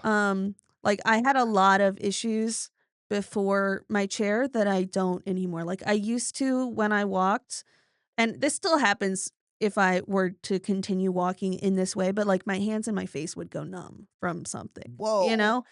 Like, and by the way, I told this to my doctors and they were like I was like, "Yeah, so every time I stand and walk, after, like, 10 seconds maybe, my face and my hands will go all tingly and I can't really feel them and, like, my lips are numb," and they're like, So, Ellie, have you ever heard of something called a panic attack? I'm like, you think I'm getting a panic attack every single time I walk? Like, really? Yeah, Anyway, so that's that. But yeah. So my mom, it's gotten worse. My grandma, I would say it's gotten worse. yeah, It's often more in like steps and then declines and steps and declines, and it often gets much like drastically worse around like young adulthood. So yeah. that's when I started getting bad. So I'm hopeful now that yeah, that things will improve. Like, I have to use my chair more and more now, but my pain and my injuries have greatly lessened, you know? Yeah, And so my quality of life is actually much better, even yeah, though people are like, "Well, you used to be able to do this without your wheelchair, and now you can't." yeah. And I'm like, "That is true, but Mm, I feel so much better." And, I was at the point for a while, like last year and the year before, where I was facing a lot of surgeries. Um yeah. and my pain management doctor was like, "There's nothing else I can do for you except just suggest you have more surgeries," Oh, you know? And now, so far, I've been able to avoid all of those. mm, Um, yeah. So, I don't know what my future will look like. I don't think it'll be drastically different. It's not like a neurodegenerative disease, obviously, yeah. but it's also not really static, just because the injuries accumulate. But I've been doing a really good job in the last year, about not getting injured. So, yeah, go team, go me. With if someone's watching this that is Yeah, researching EDS because maybe they have it yeah. or they have a family member that has it, what advice would you give them? Well, so first of all, I would say it's a spectrum, and I know people with EDS who are professional athletes without not adaptive. Like you can, it's a giant spectrum. Wow. So I know people who are able to use their bodies totally normally and it doesn't appear on the surface like they have anything wrong with them. And then I also know people who are in organ failure Mhm. because of EDS and have died Whoa. because um they're yeah, like they have tubes in their heart feeding Whoa. them nutrient, and who can't like stand or walk at all. So it's a giant, giant spectrum. And I think a lot of people that I meet, first of all, I say I have EDS, and they're like, "Oh, that's the one with bendy joints. I was a good gymnast. I probably have EDS too, right?" And I'm like, "Okay, no, that's not how this works." Or they'll seriously be like, "I think I have EDS," and then they'll get really scared because they see me in a wheelchair, and Oh, they think, well, first of all, they assume I don't have a good life because I'm in a of wheelchair, course. and then also they assume that that will automatically happen to them Yeah. because they might have the same diagnosis. So the advice I would give them is, first of all, really look into this diagnostic criteria and realize that most of it is not about joints and it's about organ involvement, for example. So you just like, even if someone was just able to do this with their thumb, that would not be EDS, right? Yeah, yeah, You have yeah. to have a lot of other stuff going on. Um, so don't like look into the diagnostic criteria, look through your own family history because it's genetic. Really be like, "Okay, no, I think this is actually what I have," and it's not just you getting scared because you saw someone, like, with a really bendy elbow or Yeah, whatever, yeah, right? yeah. And then I would say realize that everyone with EDS is different, just with any disease, but it's Mhm. especially, I think, worth noting here, and that, no matter what your life might look like, you can still have a very happy and fulfilling life. With EDS, it may or may not look differently than how you imagined it would be, Yeah. but like, life can still be good, you know? Yeah, yeah. That's sound advice. Okay, anything else about EDS that we missed? I don't know, it'll probably if we did, I'm sure I'll slip it in somewhere later. Yeah, just out of curiosity, without looking at your watch, Oh, how long do you think we've been well, going? I kind of did just look at my watch, but I didn't look at it, closely enough, so I know it's 12 something, but, and I'm gonna say it's 12:30. Okay, so how long do you think we've been going for on the podcast though? I think we've been going for an hour. Hour and 18 minutes, yeah. Alright. Yeah, yeah. Everybody puts it under Yeah. their time, and I always I don't know, it's a fascinating question to me because it doesn't feel like it's been an hour and 15 minutes Yeah, of it us doesn't. talking, so, And we've only covered really I know. EDS. Uh, We've got a lot. well, yeah, so it's And Paula's standing up here under the desk because she knows I have treats. Sorry, Miss Paula. oh, yeah, it's just interesting that, yeah, Time flies when you're having it fun. flies like that, yeah. Okay, let's get into the theme podcast question. Yeah. Ellie, what keeps you rolling forward? Well, for some things, it is spite, like we Ah, are talking about. yep, People tell me I think it's not even, like, outside ableism that bothers me the most. I feel like we're all used to that, kind of, mm, but lateral ableism, so ableism from within the disability community yeah. is what really gets me going. That's a new one So, for me. I've not, lateral ableism or well, yeah, I've yeah, not talked to another disabled person that's like, "Oh, like, that disability is not disability." yeah. It's like, "Whoa, I'm okay." very glad you haven't experienced it. Yeah, It's because I think you have a disability where there are some disabilities where people are just automatically like, "Oh yeah, no, that makes sense." And yeah, there are some where you kind of have to fight, yeah. um, other disabled people Now, for the spot at the table. I will tell you, for spina bifida, and I have the worst type, Mm, myelomeningocele, if anybody wants to Google that, but, I will tell you, I'm extremely lucky mm, compared to most people with my type of spina bifida. yeah, So, I suppose I get, like, I don't know, like, a couple of my best friends are paralyzed from the waist down, yeah, and so I can walk. yeah, So, like, I wouldn't call it, let's say, discrimination within the disabled yeah, community. They just troll me a little bit, like, yeah, "Hey, lend me your legs," or something yeah, yeah, stupid like yeah. that. So, Yeah, I think, like, I get that too, but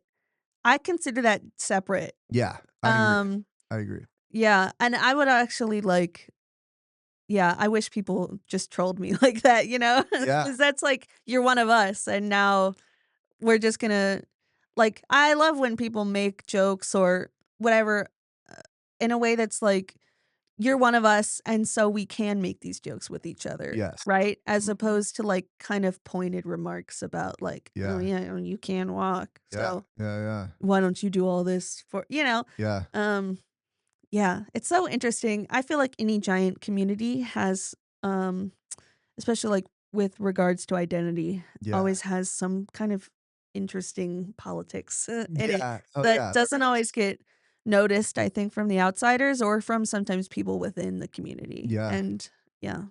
Interesting. So we were kind of talking about what keeps you rolling forward. Yes. Yeah. So sorry, I said spite Yeah, first yeah. is, people telling me like you're not allowed to play adaptive sports. And the other thing is I just guess I just really believe that I deserve a happy life, Mm, And I'm like, the universe owes me this mm. and I will get it. So I guess maybe that's also spite. Yeah, yeah. um, yeah, I think there are a lot of things in life where I'm just like, I want to have a service dog. Mm, I want to be an author. mm. And it may or may like, for example, being an author may or may not happen, but it for sure can't happen if I don't try. Yeah, So, I'll take the 2% chance over the 0% chance, you yeah, know? yeah, yeah. Yeah, so I just keep rolling forward because if you're not rolling forward, then you can't go anywhere. If you're Right. not I guess you could have someone push you, but Yeah, this analogy, that doesn't make a lot of sense. yeah. Yeah, Okay. so no one else is gonna do it, so here we go. Um, what when your body doesn't cooperate, Yeah. what keeps your mind from quitting? Hmm. I think my friends, I disabled friends, Ah, really. I think when you become disabled, whether that's from birth or like whether you've always known you were disabled or whether you either came to that realization or you like had some sudden thing that disabled you. Community is I think the biggest um thing that keeps people going yeah. is knowing like seeing other people and knowing that they are disabled and still get to do things that make them happy and Mhm. still get to achieve their dreams, even if it's maybe their dreams have shifted, like maybe they wanted to be a professional athlete and now they're a Paralympian, Yeah, right? yeah. Like same dream, but a different kind of execution a little bit. Mhm. Um, but also just I think there's just so many different ways that, like, people in the disability community know how to handle things that, no able-bodied person would. Yes. Like, learning how to take your chair in and out of your car Yep. or, how to I don't even know, like, I'm trying to think of examples, but basically, anytime I've ever run into any problem, whether it be, like, with doctors or with, like, a university or with a job or anything, just the general public or even, like, my own body failing me in some way, it's always been other disabled people who have supported me and told me, "Oh, I have that exact same problem. Yeah. Here's how I deal with it." Yeah, So and they know how to do it, but I think, also, and this is why I love the wheelchair sports community, is the people who've already been through it, yeah, let's say, and you can yeah, they can go ahead and hold you accountable of like, "Hey, you you can actually do that. You don't yeah, need help," or yeah, or something along those lines, and they can kinda hold you accountable a little bit more. So, it's interesting. This isn't necessarily an accountability piece, but one thing that I was interested in that you've clarified and gave me an answer on is, you having self-propelled yeah, wheels. mhm, Like, you generally see that with people who have, like, a higher injury level, yeah. right? And Like the so power assist wheels, you mean? yeah, Oh, yeah, yeah. your Yeah, yeah, power yeah. assist wheels, and so for you, it was like, "Oh, that's interesting. I wonder why she needs that." Yeah, And, I haven't known you for that long, yeah, so and we're normally on the court yeah, for me to ask that, but, you did answer it with the joint problems and yep, stuff like that, so and I kinda you told me what EDS was beforehand, and so I kind of assumed, but yeah. going into that detail that you did, it's interesting. Um, yeah. Yeah. I Anyway, so many yeah, I think and this is with literally any disability, but there are so many things, like, when I have friends with other disabilities that will mention things about that disability, even if I know, like, what the disability is and I kind of understand how it works. It's just so hard to know anything unless you've lived it, yeah, right? And so that's why I like having conversations with other disabled people because you just get to learn so much about you do. each person's individual life. Yeah, and it's fascinating people's different disabilities that they have and, like, what they've gone through with them and, like, just their whole life story, if you will. Yeah. So, yeah, anyway, what's one tool or skill that you use to maintain your momentum? Hmm. I guess like I kind of touched on earlier, just reminding myself that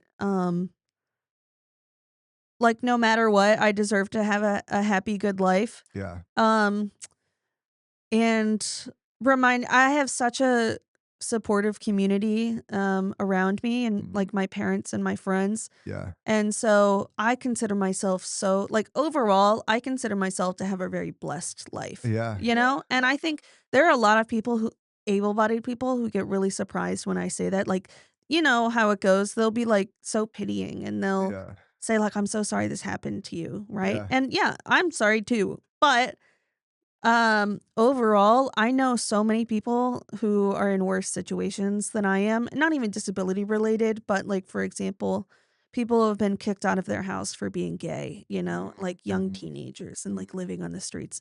And like my parents are extremely supportive of me and love me. And I know that no matter like if anything happened, I know I have a like the world's biggest like safety net. Yeah. And so and I have such a good life. Yeah. That's awesome. And so When yeah, I ask that question, what's one tool, that keeps you rolling forward? I've my never wheels, I thought guess. that yeah, I smiled because I'm like, "I if she answers my wheelchair, I'm gonna laugh Yeah, so hard." no, I thought about that just now. My power assist wheels that we Yeah, just mentioned. yeah, Um, right. yeah. Okay, and if you don't have an answer to this, that's fine. But my next question is, what's one story from childhood that you think helped shape who you are today? Hmm. we can move on if I'm you gonna be honest, I don't know if I have okay, anything for that one. I that's okay. promise I did have a childhood with stories, but none of them are coming to mind at the moment. You know, just having my parents on made me think like because we told a lot of stories from me being Yeah. a kid and whatnot, but like they kind of need prompted. Like it's Yeah. that's such a general question that it's like, Yeah, no, exactly. It's like, yeah, tell me about your life. yeah, yeah, yeah, Tell me yeah. a moment in your life. I'm Right, like, right, I've never had a moment in my life ever, right. suddenly now when I'm asked that. Yeah, yeah. It's just something as I've been planning the podcast episode. It's like how can I elicit the A a story. story Yeah, yeah. from the person that I'm speaking with and all that. So I need to refine that question a little bit more. So I mean, I'm sure you when you get a when you get an answer, I'm sure it's great. yeah. I just am bad at thinking. Well, you're the first person that I've actually inserted that Mm, deliberate question yeah, in the podcast for. So it's maybe one of those things where it's like, as we're talking about your childhood and yeah. like all that, it's like, oh, well, tell me a story about this specific thing that you just mentioned or whatever else. So anyway, um, let's talk. Whoa, did you hear that? I did, it was rough. I That feel was for you on that one. that was rough. Let's talk. My voice didn't crack that time. Let's talk adaptive sports. Yes. Um, so what adaptive sports have you played? I have played, let me list them off for you, wheelchair tennis.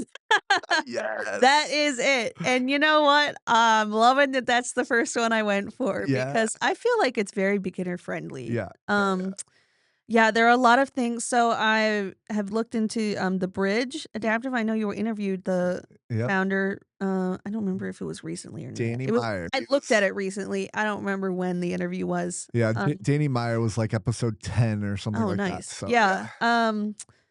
yeah, so I looked into them, and I actually sent them a what at the time, this email made sense to me because I was very in my head about like, I'd been rejected by other adaptive sports organizations very recently, and so I kind of sent a very pleading email to them being like, "Please, I promise I'm a wheelchair user. My disability affects me every day. Oh, It's EDS. I know that that's not, like, allowed a lot of places. Please, I just wanna, um, come play sports with people." yeah. And again, it was a very, like, plaintive, sad email. Now I look back at it, and I'm like, "Oh my god, I sent that." Right? But, they wrote back and they were like, "Oh, yeah, we have people with EDS who are Right. here." And anyway, they were great. So I'm hoping to, um, yeah, try more. I love it when places and the Bridge does this, but they just have, like, try it out Yeah, days, you yeah. know? Um, yeah, there are a lot of things that I would love to try, but I Mhm. just my schedule hasn't worked out. There was one that I meant to go to, but then I was out of town for it. Anyway, Yeah. so I'd love to try more. I hope to go to the Paralympics when they're here, Oh, in yeah. 2028. I'm very excited for that. What do you know what city they're in? It's in, LA, I believe. Oh, okay, cool. So, other side of the country, but Oh, when man. else are the Paralympics gonna be around, you know? Yeah. That's cool. Yeah, I love really yeah, I don't know. I wanna try everything. That's Yeah. I think so, like I said, I've had EDS my whole life, and it's always affected me. And so that turned into me being, A, bad at sports, and also finding it really, really painful, and it would make me feel sick with, like, the Yeah. my blood not going to my brain properly. Yeah. And so I've just, for my entire life, had a very negative association with exercise and Yeah. with sports. Yeah. And it was only recently when I started doing it in my chair that I was like, "Oh my god, wait, I like exercise." Yeah. I literally thought everyone in the world was lying about, like, the existence of a runner's high until, like, a couple months ago Yeah. because I'd never experienced I'd only felt like I was gonna throw up and pass out, like, from Oh. doing anything like, I ran cross country in middle school, and after every single practice, my legs would just, like, spasm and shake for, like, 2 hours after. Whoa. Like, it was horrible, and it was painful, and I couldn't do it, and my coach was like, "Oh, I think you might have a nerve problem or something, I don't know." Wow. But, anyway, so for me and I thought everyone experienced this, is the other thing, and I thought I was just a wimp. Yeah. I thought everyone feels this way when they exercise and play sports, Yeah. and they can just handle it, and Yeah. I clearly can't. Yeah. Anyway, I spent, like, 20 plus years of my life thinking that, And then I started doing adaptive sports and adaptive fitness, and I was like, "Wait a second. When I do this exercise, I feel like blood rushing, I feel, like, exhilarated, I Yeah. feel, like, happy and, like" Yeah. you know what I'm saying? Um, Hello. I feel exhilarated and I feel, yeah, happy and, like, yeah, like, there's blood rushing everywhere, and, like, my muscles hurt, but in a, like, nice sore kind of way and not Yeah. in a, like, "Oh my god, I've hurt something" kinda way. Uh-huh. Anyway, um, so ever since I kind of made that realization that I actually don't really hate sports, what I hate is, like, forcing myself to walk and stand Yeah. and do sports in that way. I've been really kind of eager to try out all these things that I've avoided for so long because they only ever caused me horrible things. So, Yeah. yeah, I've just never yeah, so many things like skiing, like sit skiing or That's like, fun. oh my god, I've hurt myself so badly before like roller skating just for because I am bad. I mean, I don't have a good balance on the best of days, so put me on roller skates, it's rough. And I've hurt myself fall because when I fall, I dislocate something generally. So Yeah. um, anyway, so I love watching figure skating, for example, Okay. and hockey, Yeah. and I've always been like, "Never in my life will I set foot on the ice." And now Yeah. I'm like, "Maybe I will." Yeah. You know? So there's just been a lot of things that I feel like, when you become disabled, I think like a lot of doors are closed to you, Yeah. right? And yet, ironically, more like obviously, many doors have been closed for me, but some other doors have been opened Yeah. now, Yeah. because of everything that's happened. So, yeah, I'm just kind of excited to try everything except murder ball Yeah. because it would not end well for me. Murder Ball is quad rugby for those who are curious. Real quick, I'm curious. I'm not discouraging you at Yeah. all when I say this, but I'm curious how well sled hockey will do for you. Not very Uh, well. oh, you've tried. You Oh, haven't tried it, right? I have not tried anything. Yeah. I'm just assuming. Yeah, So, because you have to, like, move your yeah. arms back and Yeah, forth, and you said you have shoulder I problems, and, do. like, you have to move in a weird Yeah. way, and also you fall Yeah. as No, well. you're so right. I'm more just like I wanna go do it for 20 minutes Do and it. not like, I want to be a, like, sled hockey Yeah, yeah, yeah. player, you know what I'm saying? But I am under no delusions that that would be a good sport for me in any way, really, but but there's also a level of, sometimes in sled hockey, you have an able-bodied person mm. pushing you, Oh, yeah. and so, like, if that was a concern that Yeah. with your shoulders and stuff like that, I think there are accommodations that. Yeah. I'm And sure. plus, like, I think you would enjoy just being on the ice. Yeah, exactly, that's, like, the main thing for me. Well, you're right in that the, like, falling part and is probably what scares me the most because, um, that's how I've injured myself in the past from, like, roller skating is falling onto my wrists, like, from Yeah. trying to catch myself, but I figure I'm like, "You're not falling that you're just falling sideways, I Yeah, guess." yeah. Right? Yeah, But they also have, like, so dual for those that don't know, it's basically 2 skate skis that are, like, super close together, mm, and then, like, for people who need more balance and this allows you to be able to, like, kinda tilt up on on those yeah, skis and turn faster. For people who have balance issues, you generally pull those skates apart a little bit more or even, like, a lot further, and then it gives you that more yeah. stability so you don't really fall. Yeah, and I think it's similar in, like, sit skiing, like a mono ski Yeah. versus one with 2 skis on the bottom. I think skiing would be, because 'cause I've done both, and I think skiing would be downhill skiing would be better Yeah. for you because, Yeah. especially when you're first starting, you have someone that's tethered Yeah. behind you Yeah, that's, like, yeah. holding you, making sure that you don't, like, go all the way down a hill and Yeah. ski. Yeah, oh my god, I would do it, I'm Uh, sure. and the things that you're doing with your arm, they're more Yeah. stabilizers. They're not necessarily like you're propelling yourself along like you would, Yeah. Oh my goodness. ice skating. Well, I was looking at the other day because we're gearing up now for the Winter Paralympics, Yeah. and so I've been watching a lot of things about the different sports that they feature, and some of them, like, it's like cross country, skiing, but in like sit ski. I'm like, "Oh Yeah, my god, your shoulders. Like, how are yeah, you doing that?" yeah, You're like going uphill and like you're racing uphill in yeah, a sit ski. I'm like, "Oh my goodness, hats off to you. That's crazy. I cannot yeah. imagine." By the way, there's, a bridge watch party in March. Yes. I don't know if Yes, you're yes, yes. go to that, but I'm signed up for it. Yeah. okay, cool. Oh, there's a registration? Oh, great question. I don't know if there's registration. I should say it's on my calendar Yeah, yeah, already. okay, good. I Yeah, was like, "Uh-oh, did I miss that?" yeah. But yeah, I think I'll be there as well. I'll try to bring, some of my other disabled friends that don't Yeah, play tennis, so, but yeah, I'm excited about that. What watch parties, what a great idea to just to get right? people with disabilities together and, like, hang Yeah. out and watch wheelchair sports. It's like, Yeah, that's cool. awesome. I think it might be cool to do, like, a wheelchair tennis watch party. Yeah, definitely. I need to set that up. Remind me after the podcast Yeah. since I'm not gonna write it down right now, but, yeah, I think and it might be hard because of the time difference. So you have to figure out when there's a game, probably well on a weekend or so, I guess it depends. yes and no, like, I wouldn't be opposed to just being like, "Hey, we're gonna watch the finals a day after Oh, I it see. Yeah, happens," yeah, or yeah. something like that, I don't Very know. true. Yeah. I'd be down with that, and I don't know if anybody's gonna be watching it so intently that they have to watch it live, I don't know. Um, okay, so adaptive sports, and you wanna try 'em all. I Yeah, highly encourage you to do that.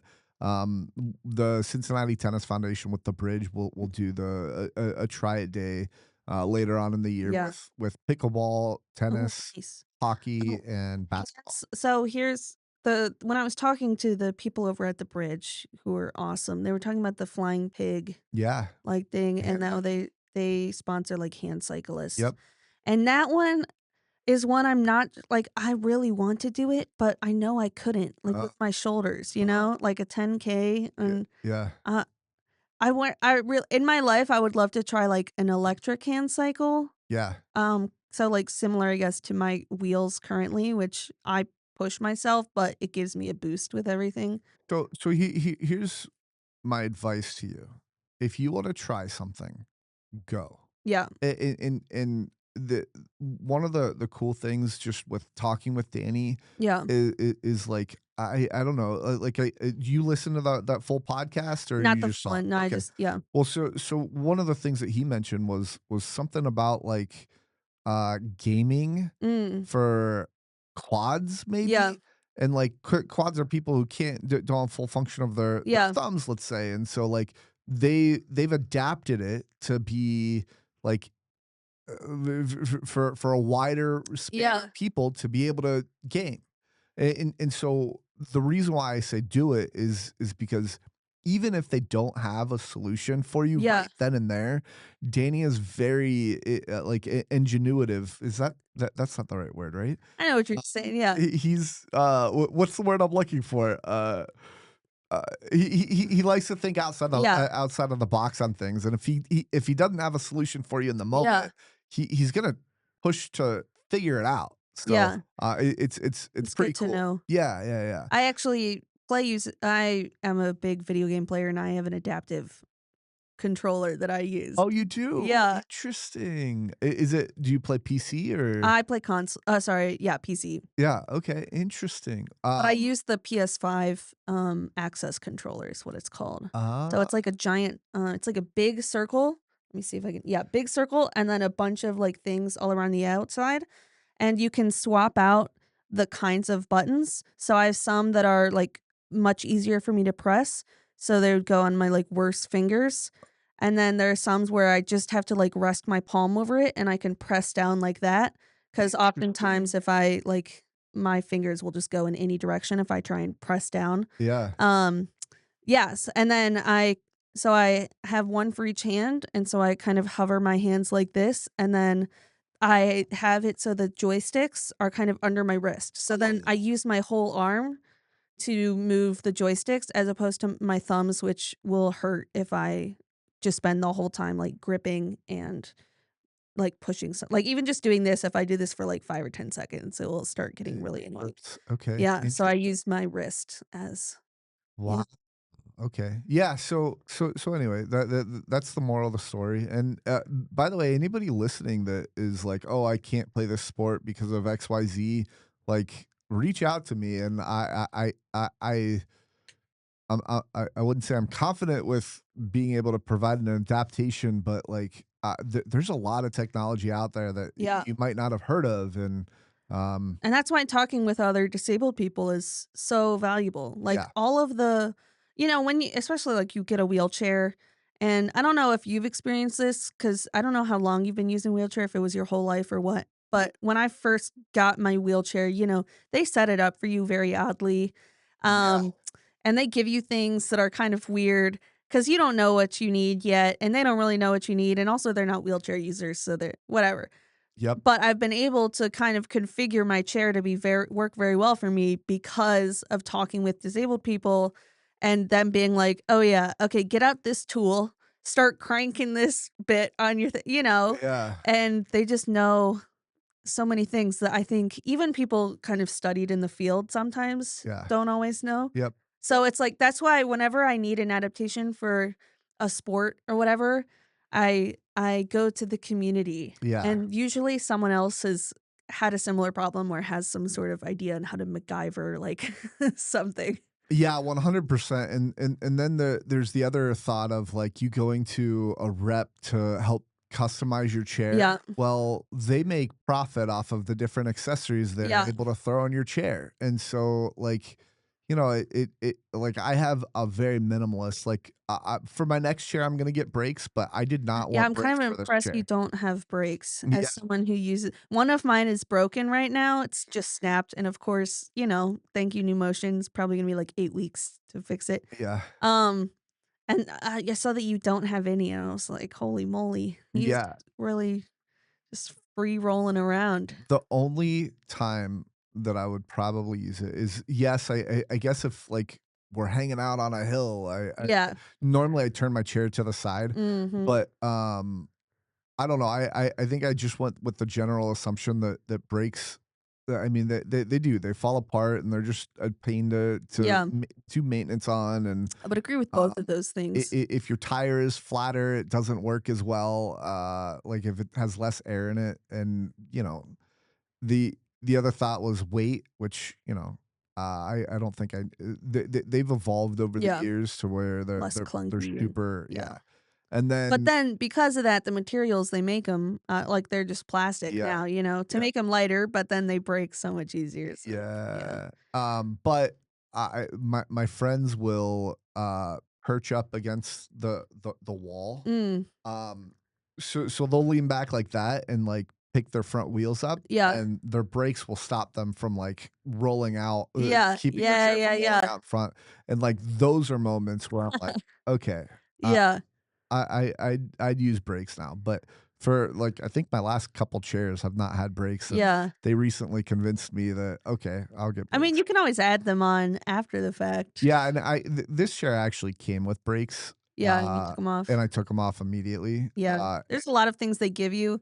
yeah. They're like, "Well," like, they gave me armrest. Yeah. Oh, Uh, did they? yeah, I mean, they came off within the first week, and I haven't put them on back on since, That but they gave me a lot of things that they gave me a seatbelt as well, which I took off and have never used. those are all upsells, and they Yeah, make money off of, yeah, and especially if your insurance can cover it all, it like, did, so they're thank you, like, "Oh, insurance. Yeah, let's get all this extra money," and it's like, "Oh, yeah. I wish." But then they don't cover, like so my power assist, like the wheels. So from the beginning, my doctors and my ATP and physical therapist were like, "Yeah, you need something Yeah, because you're gonna destroy your shoulders." yeah. And so we sent all this documentation to insurance, and they replied, "Yeah, no, we can see it's medically necessary, but the policy is you have to wait a year before you have to be in a custom chair for a year Oh, before they will give you any kind of power assist." seriously? Because they're like, "Well, you don't know how hard it's gonna be because a custom chair is way easier to move than, like, a basic hospital chair kind of thing." So they're like, "We make you wait a year." And this is not my insurance. To be clear, this is, like, pretty much the standard Yeah. nationwide, but they make you wait a year. And guess who then tore all of her labrums and Oh, is now likely at some point gonna have to have surgical, repair for them, Oh you know? my It's gosh, like yeah. you well, now my insurance is gonna have to pay for those surgeries and the recovery Right. instead of just coughing up a couple thousand Yeah. upfront to give me the thing I needed. It's like, "You idiots." Right? I'm like, "What do you want? Yeah. What do you wanna pay for?" Mhm. But if they can push it down the line Yeah. when they have to pay for it, then they will. Yeah. Interesting. Um, what's let's go back to wheelchair tennis. Yeah. It's interesting that you say wheelchair tennis is easy to start off in because I like for like basketball, downhill skiing. Those Yeah. were my other two like main sports growing up. I would say tennis is the hardest to Interesting. start off I think doing.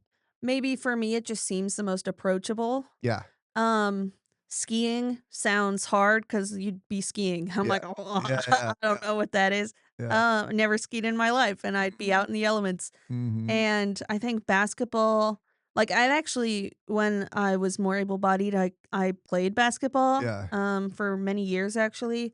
Not that I was very good at it, but, yeah, I know how it works. yeah, And I'm just like, I don't understand how to do that yeah, in a chair. Like, I'm obviously, it can be done. I just yeah, personally don't understand, like, how I would do it. yeah, Whereas tennis, I'm kind of like the for me, at least, the main difficulty in wheelchair tennis is getting yourself in the racket to the position that you wanna be in, yep, and then from there, it's, like, pretty similar yeah. in terms of, like, you swing the racket, you Mhm, hit the ball, you know? mhm. Um, and I guess maybe you could say that's similar with basketball, where it's, like, you get to wherever you wanna shoot the ball, and then you shoot the ball, you know? Mhm. But I think just for me, it seemed a lot more Yeah, approachable. yeah. Seems like it's yeah. Well, let me tell you why you're wrong. No, I'm kidding. No, no, I'm so I honestly thought that it was really easy, and then we Yeah, had a new person come in, I think his name's Andrew, yep, and he's coming from wheelchair basketball, and I haven't seen him in, like, a month. I haven't been in practice in a while, so I don't know what it looks like now, but I remember the first practice, he was really, like, surprised at kind of how the skills were not immediately as transferable yeah. and how it was, yeah, much harder than he expected, and then that kind of made me realize, "Oh, maybe wheelchair tennis is, like, more of something you kind of need to get a handle on as opposed to something you just show up and, like, Yeah. do." Yeah, yeah. I Well, think so because I had no frame of reference, I was just like, "Well, I guess that's sure. just how tennis is." Yeah, well, it's great that you thought that because you wouldn't be playing with it, Yeah, you right? wouldn't be here, so, Exactly, yeah. but so the just real quickly, a couple, like, talking points, I guess, on this is wheelchair basketball, there's 5 people on the court, Yeah. so you don't have to do the dribbling, you don't have to do the shooting. Mm. You can maneuver your chair in a spot that helps the shooter, helps the Yeah. dribbler to progress in the game. Yeah. You don't have to be like an all-encompassing person like Yeah. you do tennis. Yeah. And so I think the being a little bit more specific on why I think tennis is maybe harder to pick up is in order to get to the match level, Yeah. like actually being able to compete in a game. I think it takes a lot more Yeah. individually than That's in true. Yeah. basketball because basketball, if you just need to be a defender and like maybe Yeah. pick for the shooter, you can learn those skills. I wouldn't say it's easy or fast to learn those skills, but you can learn those skills and Rely on others for the other things. yeah, exactly. Do you And think that's the case then for all, team adaptive sports for or just sports in general? Like, I guess, team sports versus individual sports?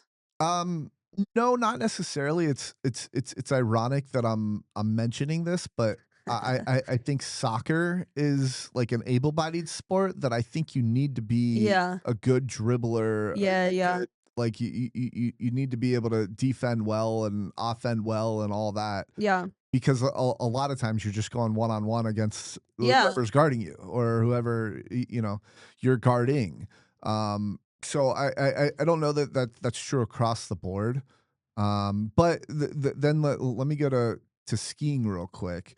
So skiing, there's so many different adaptations Mm. that one might think that, oh, you're going to be doing it on your own and you have to control your speed and Yeah. how fast you're going down the hill and you being able to turn. and I'd say if you tried that, it would be pretty dangerous, right?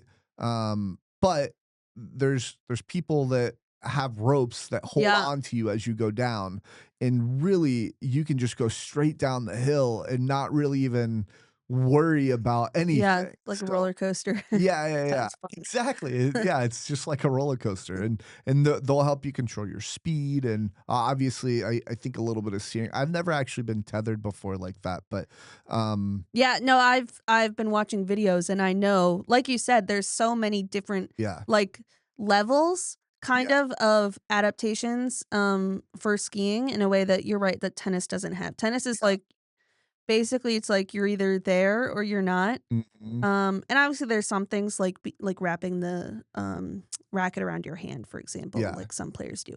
But yeah, you're very right that skiing kind of runs the gamut between you just sitting there, and enjoying the ride yeah, and you controlling everything. And, yeah. like, I know, I was just watching a video the other day of a young girl who was trying sit skiing for the first time, and, she wanted to steer herself, Mm. but she couldn't, um, like, start or stop, like, she couldn't control her speed on her own. So then Ah, they gave her this adaptation to where they would have the person behind tethered to her, like, rig so that, like yeah, so she could slow down and whatever, like, that person was doing it for her, but she was the one steering yeah, the actual thing. yeah. And tennis, there's no, like, "Okay, well, I'm gonna have someone else serve for me," Right, you right. know? Yeah, and there's not, like I've never seen it to where you're pushed. Yeah, exactly. You never there's not someone who's gonna get me to the ball to where Right. I can hit it. It's like I have to get there Right. myself. You know, it's interesting. I'm curious why that the pushing thing doesn't exist. You know, like Yeah. the other interesting thing is like if I guess if you're getting pushed, you have to be careful about getting hit with the racket, Yeah. right? So Mm. I don't And know. maybe also because it's so like, obviously, it's not, like, so small of a court, and, Mhm. I mean, it's a tennis court, Yeah, yeah, that's still a good size, but compared to, like, skiing right. or even, like, in hockey, for Y- example, Yeah, much bigger space, yeah, maybe they just assume, like, you can probably get around, yeah, but some people can't, and then they can play tennis, I guess. yeah, yeah. Yeah, but like I don't know. There's when people say think tennis, they think like full court tennis and like you're Yeah. hitting a ball back and Mm. forth. Like there's so many entry level adaptations that you can incorporate with tennis. Yeah.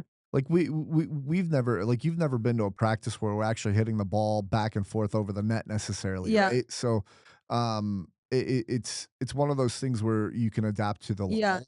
Well, when I was doing volleyball, I was, of course, very bad and very pleased to be in the lowest section because we didn't play games really. Mm, mhm. And then the one year they forced me to go up to a level where they actually played games, and that's when I partially dislocated my knee. So I was like, "This is a sign." Anyway, went back down. Life was good, but when we were playing volleyball, obviously it's like we're all complete novices and or we know what we're doing, but we're just so bad at doing it, which Yeah. was me. But we would play short court, so it's only half the court Yeah. for each side, and it was great because we didn't yeah. I mean, like, why don't they have something like that for tennis where you're only playing the top half of the court for They ex or do they? they do, Is that yeah, for yeah. para standing or something, or just in general they have that? So it's mostly something that's like for kids Mm, that you have like just smaller courts and like there's slower balls as well. And so you just work your way up to like the full size court. yeah, There's not in any like competition like for adaptive and wheelchair tennis. Like if you compete, it's a, there's no competition with a smaller court. Let's say. yeah, yeah. But they do have that in able-bodied. Yeah. So, um, okay, what with tennis, what do you think the biggest challenge is, let's say? Challenge, for who? Like, for me You specifically? you. Um, okay, we're talking, like mentally or physically or just however I wanna interpret the question? However you wanna interpret it, yeah. Okay, so on a very base level, it's moving the ball while holding the racket. Yeah. So I think we've talked about before because that's always like, my problem is not hitting the ball, really. Mm, I can do that. yeah, it's getting to the ball. Yeah, it's just getting to the ball with the racket. I think because, um I don't know why, it's just so hard for me. I have trouble gripping things sometimes, I think, so, I don't know, that's kind of my excuse. The real reason is just that I'm not very good at it, Yeah, but, yeah. so that's probably my biggest challenge, Okay. and then the other challenge is I don't have the equipment for it. Yeah. Um, so I don't have a sports chair, and kind of the impetus for me coming on this podcast was you very kindly sending me a grant application to get a sports chair Yeah, and me telling you, "I actually, Zach, I'm not eligible." And you were like, "What?" And yeah, I was like, "It says Paralympics. You have to be Paralympics classifiable." And I am not. yeah. So that is, yeah, probably the biggest challenge, which is why it's so I feel very lucky that there are organizations like the Bridge that have different loaner equipment, Mhm. but the fact is that I should be able to get my own and I can't. What have you tried to run it through insurance? And yeah, no, there's no. I haven't tried, but they've pretty categorically just said like no. Interesting. Um Well, because it's quote unquote recreational and I don't need it to get around my house. yeah, I think we could probably find one that's Yeah. within, like, Cincinnati, like, an older one at the very least, w w yeah, and yeah, we could talk about that o outside of the podcast as well, so, Yeah. um I think it's more that like I think there are probably ways. It just annoys me that the there isn't like just like I can't just apply to the mini grants. Not that yeah, there are a lot of them, like I know many adaptive athletes who are Paralympics classifiable who still struggle. yeah. So it's not like, being Paralympics classifiable just automatically gets you a free sports chair. Like, Mhm. that's definitely not the case. Yeah, But the fact is I just am not eligible to even apply for that right, like smaller chance. right. And so that just closes off a lot of avenues Yeah, for me. yeah. Okay, it is well, so anything else within the wheelchair sports space that you wanna talk about? No, I think that's it. Okay. It is time for the wheelie bad jokes Uh-oh. segment. So here's how it works: is I'm gonna tell you a funny joke, a wheelie bad joke. Mm. I want you to rate it on a scale of 1 to 10. Yeah. You won't hurt my feelings. I'm gonna do something a little different today. All right. I have I don't even we'll see what happens. But I have a book that it's Logan Lyle. That this is the guy that I get a lot of my corny jokes Yeah. from. And I want you to. So there is 183 pages, we'll Yeah. say. I think it's a little bit more, but we'll say so pick a page number between 100 between 1 and 180. 112. 112. So I'm gonna read you the joke I'm ready. on the page And 112. I'm ready to turn to the camera like I'm in the office. Yeah, yeah, yeah. It's interesting because there's just a picture on page Oh, 112, so I'm gonna go to all it's right. in the same Cheating. spot. I see how it is. Yeah, yeah. Um, okay, so Uh, you ready? I hope so. Here I'm is ready to fall out of my chair laughing. I hope so. Yeah. Here is the really bad joke. I just okay. Uh, okay, this is a good one. I just joined a dating site for arsonists.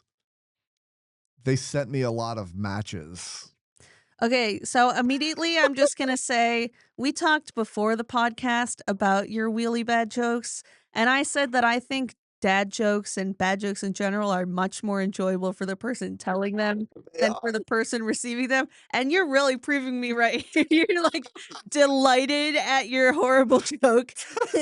And I'm gonna be honest, I can appreciate the wordplay there, right? I'm yeah, not sure it did anything for me. yeah. So I'm gonna give that one, a 4 out of 10. You know what? This could be 4 out of 10. Okay, that's not horrible. This is funny because this could be something like, why did the wheelchair tennis player like arsenic or something like that? Like arsenic? Li I don't know. like, and it's because they wanted to play a lot of matches, right? Something like that. Like, I don't See, know. jokes bad jokes are always improved then by the person struggling to recreate it. So you're on fire here, my friend, The just like bad those arsonist matches. the badness rating because it's Yeah, like it's not fully formed. It's like, oh man, that's even yeah. worse. So anyway, that is the Logan Lyle joke that I have for you. Well, I feel proud that I've made it through that segment of the podcast. You It's like, thank you goodness. didn't off yourself? Yeah. Yeah, yeah. Okay, so do you I always give people the option, most don't, but, don't take me up on this, but do you have a really bad joke that you wanna tell? Um, oh, no, I saw one the other day and now I don't remember it. It's okay. I'm sorry. I just know that in my heart they exist Yeah. and just start laughing like I've told a really good one. Oh man. You people watching at home, you guys missed a really great joke. Yeah. That'll be the thumbnail. Yeah. No, I'm just kidding. Okay, let's move on. Let me ask you, so you just got a service I dog. did. What's interesting is as we've been talking, I wonder if some people might be critical Mm, of you who you can walk yeah. getting a service dog. Well, I know many so in my class at the service dog organization, I would say it was about 50-50 split on people who could walk and people who couldn't. So, I don't But feel bad about that. yeah, no, I'm not. I I wouldn't no, I don't think expect you you to are. feel bad, but Saying like some like people. things I can do for myself. Well, yeah, some people can walk, and they have a service dog for mental health, Yeah. right? Yeah. So that it almost makes sense in that Yeah. regard. Well, so for example, with the thing about POTS, the thing where my blood doesn't go back up to my brain properly, it makes it really, really difficult to bend over, Ah, because the blood goes out, and that causes me to be really dizzy yeah, and is can be dangerous. And so, for example, it's hard for me to bend over and pick things up off yeah. the ground. So It that's actually the main thing she does for me. The other thing is that's what I was gonna closing doors, like my apartment door. Oh my god, bane of my existence ask. because it had to, like, for me to get out, because this is not an official wheelchair accessible apartment. Yeah, It's just an apartment that happens to have doorways big enough for me to get my chair through, right? yeah. And so the door just swings all the way open, and when I leave and then I cannot get back in. Yeah, I can't get back in to close the door because it's also got a big lip, so I have to do a little wheelie to get out. ah, And so then I cannot go back in to swing it shut. Um, so for a while, yeah, it was just rough. And then I got a grabber tool, but then I'll drop the grabber tool, oh, no. And then I'm like, "Oh, man." Anyway, so now Paola, my service dog, who is, under the table here asleep, there's a tug strap on the door, and she will tug the door closed, and Cool. I can, like, say, "Paola, go get it," and I she'll run over I to I it. would also imagine with power wheels, Mm. it being a little bit difficult to maneuver because, like, the as soon as you touch your wheels, like, Yeah, your wheelchair kinda takes off a little well, bit. and that's my fault. So I will say, like, Oh, in tennis, I mean, you've seen it's like I shoot out, but that's yeah, because I have it on the absolute most sensitive and powerful setting, yeah, just to protect my shoulders, and also because I really like going fast. yeah, It's fun. I'm like, this is the small joy I can get in life, and yeah, but then it makes it bad because then, like you said, I just kind of touch the rims and I'm off like yeah, a rocket, yeah, and so that's why if you look at the rims on my wheels, they're so scraped up yeah, because I yeah. just run into things all the time. It's also interesting when feeding the ball, like, I Yeah. have to time it differently for you. Yeah, yeah, and I'm sorry about that. No, But don't apologize. I wanna be able to adapt to everybody. And it's just it's just an interesting observation. So yeah. So if you get a sports chair, like one Yeah, that's like custom to you, it will would be you want harder. power wheels? I don't know if they make them for sports chairs. I don't either. I've never seen it or heard of it. If they exist, I would love it, but I'm not sure it would even be like, I think, first of all, if I think me participating in sports is controversial to some other disabled athletes, me having power wheels on my chair in a game like tennis, I think would cause quite a stir. Yeah, but Not that I you said really you don't matters. really This compete, is so true. Yeah, I I don't. if you don't compete, I don't think it'll cause a stir. But also, there are so look up Nick Taylor. Nick Taylor. He's a quad tennis player that Yeah, when I was growing up, he played in an electric wheelchair, and he was mm, like, I think he's gotten up to number one in the world, that's if not cool. top three. And he uses an electric wheelchair, and like I sat in it, Yeah, and he got mad at me because I did this, but when I sat in it, I turned it on and just touched the joystick, yeah, and it's like a motorcycle doing a wheelie, like, it's yeah, insanely sensitive and fast, and so he got a lot of feedback, a lot of flack yeah, for just playing against manual wheelchair users, so yeah, I yeah, you might get flack, but whatever, like yeah. Again, it's not like I can compete, yeah, so yeah. oh, no. Yeah, I don't think it exists. So, actually, that's Hey one of the reasons why I'm kind of like, yeah, I would really like to get a sports chair yeah, because I think that's cool, yeah, and it would be nice to have a chair like everyone else does. yeah, But at the same time, I know it would be a lot harder on my shoulders, yeah, for example, and because of my power assist wheels on my current chair, I can make up or if not exceed, I think a lot of the things that sports chairs do for people, which yeah, is like you can spin very easily, you can go fast, like that kind of thing. yep, Um, and I can do like over 360 degrees in one turn, mhm. just from my power assist wheels. So, Mhm. I was actually at a much bigger disadvantage that first practice when I was using the sports chair. Yeah, That was rough for me. That yeah, was real rough. But it was also mainly because the chair was just not set up for me. It was so high I couldn't even reach the ground. right, right. Yeah, so it's just not good in a lot of different ways. But I think that's part of the reason why there's not quite as much urgency in me about wanting to get a sports chair, Sure. just because I'm like, I'm making do with the setup that I Yeah, currently yeah, yeah. have. And I'm yeah. So I don't like, if you can put wheels power wheels on an everyday chair, I don't see why they wouldn't be able to do it on a tennis wheelchair. So, They I mean, so it will just require a special axle yeah, tube. yeah. And I don't know if they make the ones for like the maximum camber, for example, for these is like 4 degrees. Oh, Um, and it's because the weight limit changes drastically, yeah. the more camber that they have Yep, on yep. the power wheels. That So makes sense. So camber, for anybody that doesn't know, is it's the slant in the wheels. So like you see a manual wheelchair be like have wheels like this, and then like sports wheelchairs will be slanted.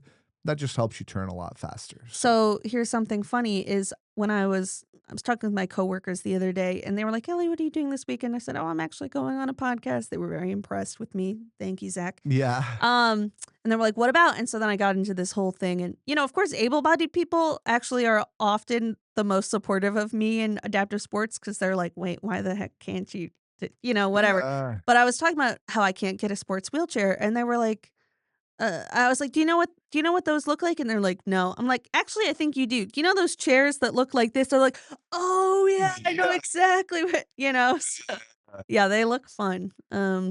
Very distinctive. yeah. Going back to your service dog, Yeah. do you kind of talked about the main functions Yep. of why you got a service dog and all that. Is there anything else that you want to mention about getting? Yeah, so, Paula, she is mainly trained with just, like, mobility-related tasks, so, like, picking things up, closing doors, turning lights on and off, retrieving things, that kind of thing. And this thing I'm gonna mention isn't, like, why I got her.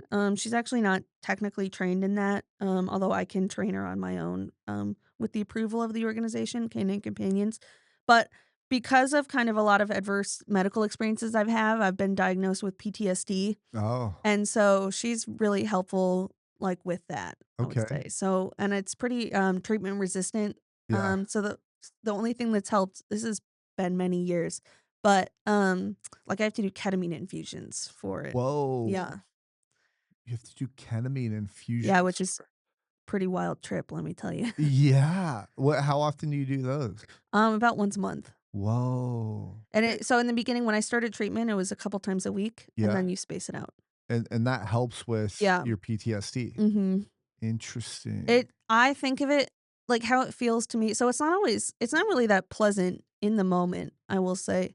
It's not like a pleasurable, like, getting high kind of It's thing. not. It's more like a, "Oh my god, the world isn't real and what's happening?" Like, I can't see very well because everything's spinning and shaking and there are colors moving, you Oh. know?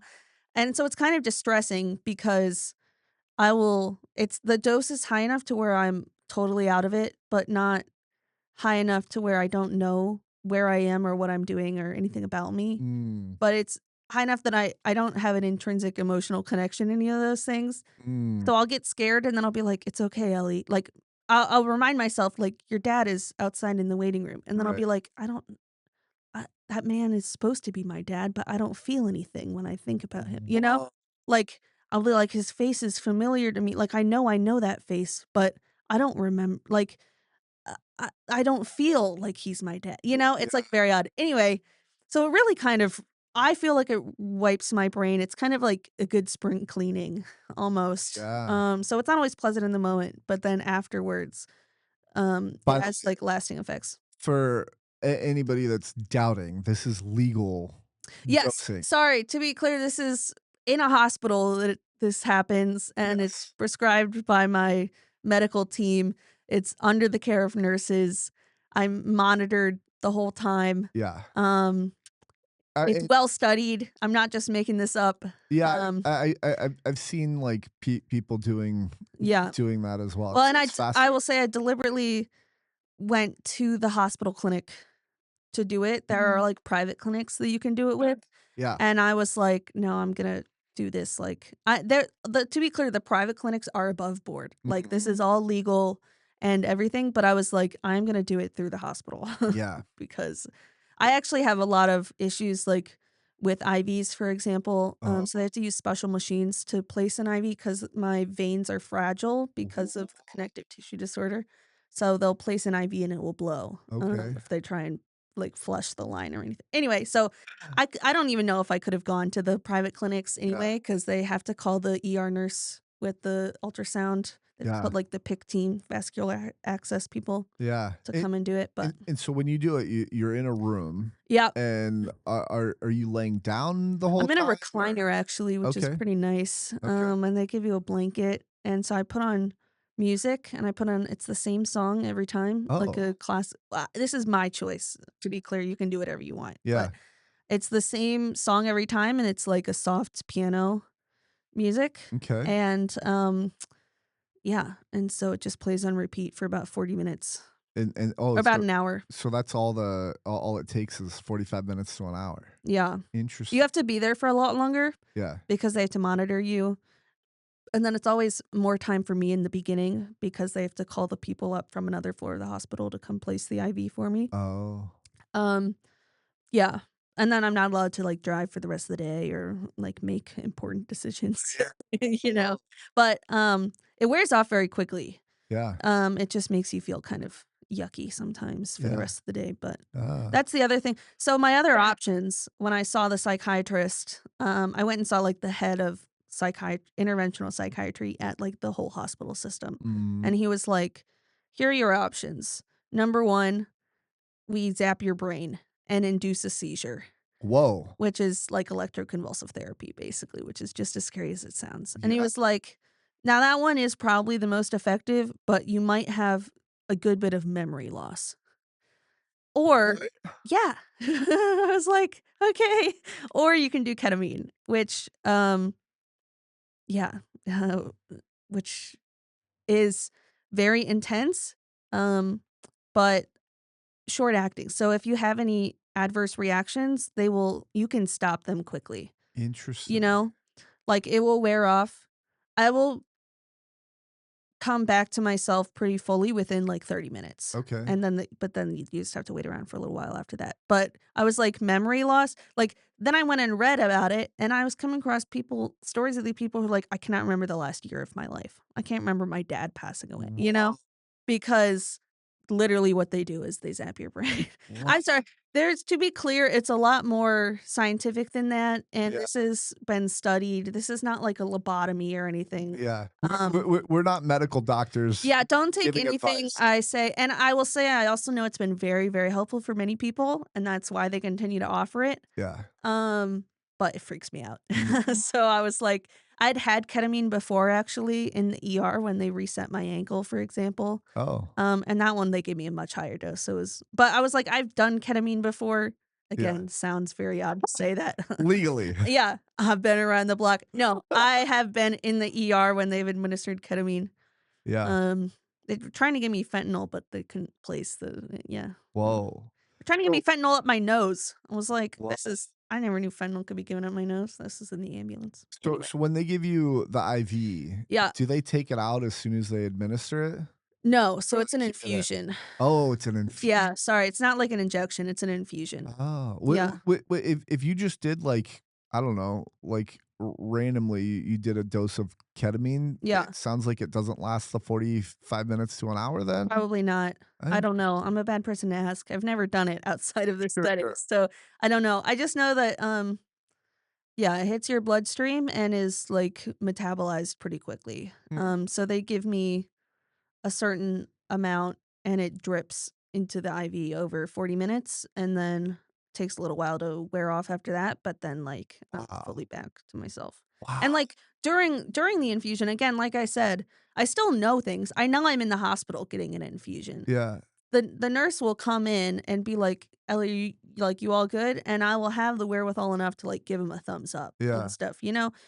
But, um, I'm definitely still pretty out of it.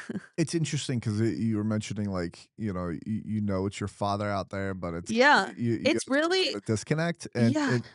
what the interesting thing is the my first thought was because of that, I would think, like, I would freak out about an IV being in my arm, Mm. and it doesn't sound like that's the case for you. No, because, you're really disconnected from a lot of physical sensations. So, I will, like, cover myself in a blanket, and I will hold, like, a comforting object in my hands, Oh, for example, like a blanket, like my special, like, from when I was childhood blanket, I will bring it, for yeah. example. Which normally I would, like, stroke kind of to be comforting, and then Oh, in the middle of these infusions, I'll realize I've just been clutching it because, like, I'm not really aware of moving my fingers, for example. So I'm not super aware of there being an IV in my arm. I mean, I interesting. know it's there, but it's not, like, distressing to me, Okay. and in fact, there's one time when they put it in, like oh, sorry, I just moved this.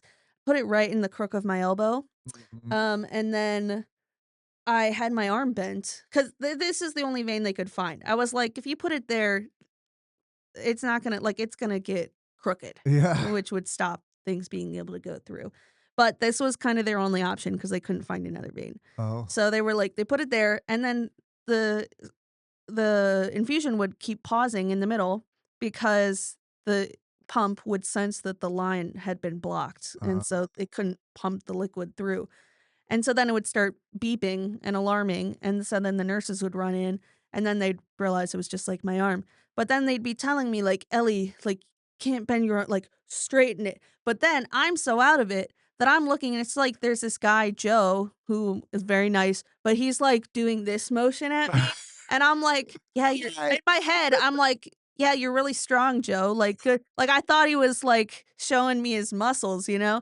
Anyway, so ever since I'm like, "Guys, you gotta put it in a spot where it like, it'll stay as long as I keep my arm it's still because Yeah. I'm not, like, with it enough to know that you're trying to tell me that it's getting blocked." Yeah.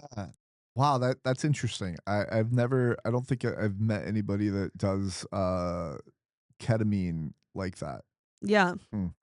Hopefully, this doesn't, like, flag for because we're talking about, like, it's all legal, so, Yeah, no, like I said, it's, yeah, completely prescribed in my hospital, so Yeah. Okay, so let's talk about you being a writer. yeah, So when did that start? What do you write? All yeah. that. I started from a very, very early age, basically since I could read or even I guess since I could have my parents read stories to me.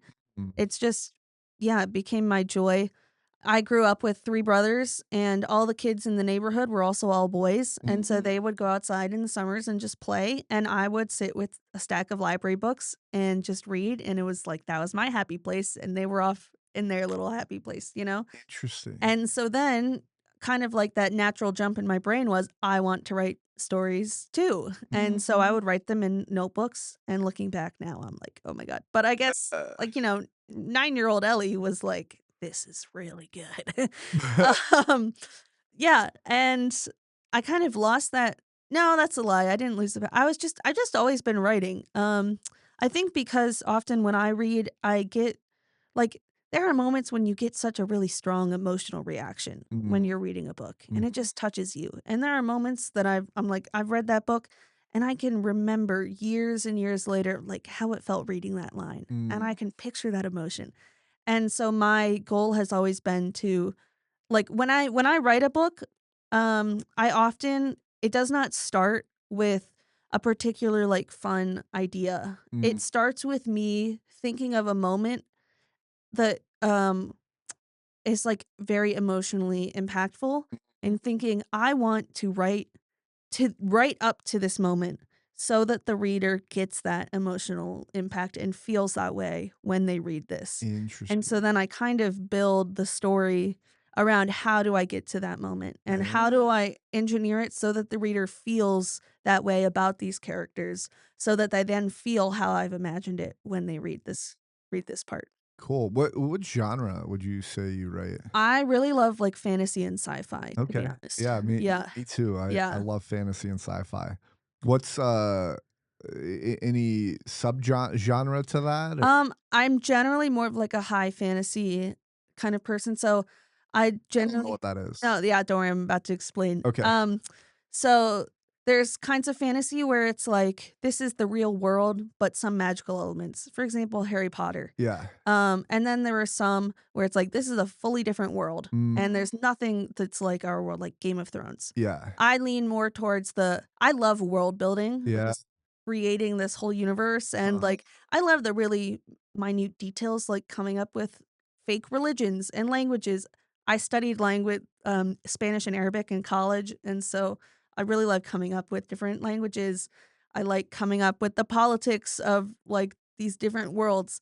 I just find that very fun, which is part of the reason why I don't finish a lot of things is I get very caught up in, like, the world and not the actual story. Yeah, yeah, yeah. But, yeah, that's the kind of, stuff I gravitate towards is where I can kind of create a world that's my own. It also, in many ways, makes a lot of things easier because if there's some plot hole, you can just kind of make up something about the world that would fix it. Yeah, Whereas, like, like if you need a character to get from point A to point B, in a fantasy world, you can just squish those together, squish the places together, but you can't like yeah. make LA closer to New York Right, as I mean, I guess you could teleport, like you can come up with ways, but right. I like the freedom that creating your own world gives. So that's why I gravitate towards that kind of fantasy and sci-fi. Interesting. Have you ever played D&D? I have. Okay. And I'm a huge Baldur's Gate Oh, player. yeah. I've got almost 1,000 hours in Baldur's Gate Uh, 3. So, when did that come out? a couple years ago. Just a couple years ago? Really? Yeah, yeah. 2023, I think? Can you play it on the Switch? No, Okay. but I played it Just on my PC? MacBook actually Oh. because I didn't have a PC for a while. I loved Um, Baldur's Gate, like, back, like, probably the original. yeah. Like, Have you played Baldur's Gate 3? I don't think so. That's why I It's was like, good. how It's old is it? well, I won Game of the Year. Um, Really? it's a fantastic game. I Okay. mean, obviously, again, I have over 900 hours into it, Wow. um, which is a lot of hours. Um, and that was all on my MacBook, which is not designed for gaming, if that shows you how passionate I was to put 900 hours into it on my MacBook, which I mean, you could do it on this computer right here. Oh, yeah, I definitely could on this computer. That's that's fascinating. It's massive. It's super well made. Um, I cannot recommend it enough. Okay. Is it it's just RPG. It's not Yeah, like it's not MMO. MMO. Okay. It's just you. You can do multiplayer, like, you and your friends could make a party. Okay. I would recommend doing your You can first do playthrough multiplayer. on your own because they Really? have, I mean, like in the original Baldur's Gate, Yeah. there's, like, other characters in your party, Yeah. and, yeah, and you can't if you have just you and your friends playing, then you can't travel, I guess, with all of the, characters that they've designed. Uh, Do you know what I'm saying? Because you have a party limit. okay, But I interesting. have a mod You have a that mod? that makes it so you can have as many people as you want. Yeah, Highly yeah. recommend. Okay. It's so much fun. I apologize to anybody who has no idea what RPG, MMO, mod, all When in that doubt, is. You can Leonard. always look that up. We won't get into explaining that, but we just nerded out a little bit. So, that's cool. Yeah, I might have to try Baldur's Gate 3. I think my favorite franchise of all time is Zelda. Oh my god. Yes, I love Zelda. One of my favorite games of all time is Tears of the Kingdom. Yeah. I played Breath of the Wild, um, yeah, a while ago, and then when Tears of the Kingdom came out, I was on medical withdrawal from college Oh, after the ankle incident of 2023. yeah. That's capital letters right there. Um, and so it was a really hard time in my life. I was super depressed, and Tears of the Kingdom came out, and I just played it every day, Mm, and it was, like, such a magical thing. yeah, Anyway, I love that game. I love Zelda. yeah, I need to play other Zelda games. My problem is that I love open world games, yeah, and many like, the other Zelda games are more, like, dungeon kind of based, like, yeah. more linear. Mhm. But yeah, Breath of the Wild and Tears of the Kingdom will always hold, like, a very, very special place in my heart. Yeah, I've been playing, the Skyward Sword. Yeah. No, Wind Wind Waker, Waker, yeah. on the Switch too. I've been playing that, and it's a lot more open world than I Really? thought it was. Yeah. I mean, yeah, when I first played, I did not like it, and Yeah, interesting. I do now, but the reason I didn't like it is because there's so much in between islands that you have to Mhm. sail, but I think tried to play through it without figuring out how to fast travel in the game, That's rough. and so I Yeah. probably went most of the way through the game without the ability to fast travel, and Yeah. that's probably why I hated it so much. Have you played Breath of the Wild I've and played both, yeah. yeah. Okay, so I was watching this guy the other day who was doing, like, a playthrough of Breath of the Wild, and he genuinely got over 100 hours in before he realized about, bullet time, which for people who don't know is when you pull out, like, the bow and time slows down Yeah, so that you can like, time in the game slows down so that you as the player controlling it can, like, make a more accurate shot, and yeah. he somehow went 100 hours without realizing that, so he's just been, like Wow. I mean, that'd be so hard to shoot anything in the Yeah. game, like So, as an example, if you're falling, you could Yeah, take out your bow and it slows you down to be able to shoot something. yeah. Yeah, that's fascinating. Wow. I guess he just never tried pulling out his bow while falling, Yeah. but it's, like, such a core mechanic, I guess, because like, Yeah. you can do everything with that. I Right. it's so it makes fighting so much easier. You can just get onto a high object and jump off, and then all of a sudden you have, like, 10 extra seconds Yeah. to try and aim at Yeah. the monster or whatever. Yeah, Yeah, yeah, yeah. yeah. So Uh, RIP for that guy who didn't realize. I like Breath of the Wild better, and Stabby. here I know, right? Yeah. Here's why though. Yeah. Yeah, yeah. So, with the anticipation of Tears of the Kingdom coming out, I I see. replayed Breath of the Wild. Yeah. And so I played it, and the landscape is very similar. Everything's located in the same area. Yeah, you have the sky world and the underworld and all that, but, I wasn't super impressed with the underworld. I thought Yeah. it was a neat concept, but it felt Very like it empty and mid rushed. Yeah, yeah. Um, but yeah, it's interesting. So, I could talk about this for so long, yeah. but I'm not gonna bore Yeah, yeah. everyone else. It's about to go into the details of the lore of Tears of the Kingdom's story and Yeah, with the yeah, light dragon, you know what I'm talking yeah, about. yeah, yeah. I won't spoil anyone, and I won't bore the rest of you. It's a good game. My buddy, who might be at the watch party, he's in a wheelchair, but he says his bucket list is to play all the main Zeldas. Oh, yeah. There's so many Yeah, too. there's a ton. So, um, anyway, author. Yes. Wow. Writing.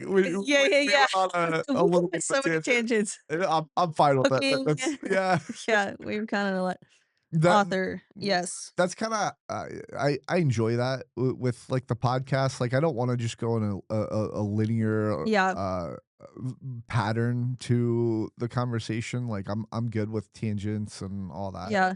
I don't know, it just makes it more fun. We discover Yeah. things that are interesting for both of us and all that. So, um, I don't know. Do you have I guess I have, like, other Well, random questions, but so something I don't think I've mentioned yet on the podcast is that everything I write is, includes very strong disability representation, ah, which is very, important for me. yeah. It almost doesn't feel I'm like yeah, it's just it happens in everything I write.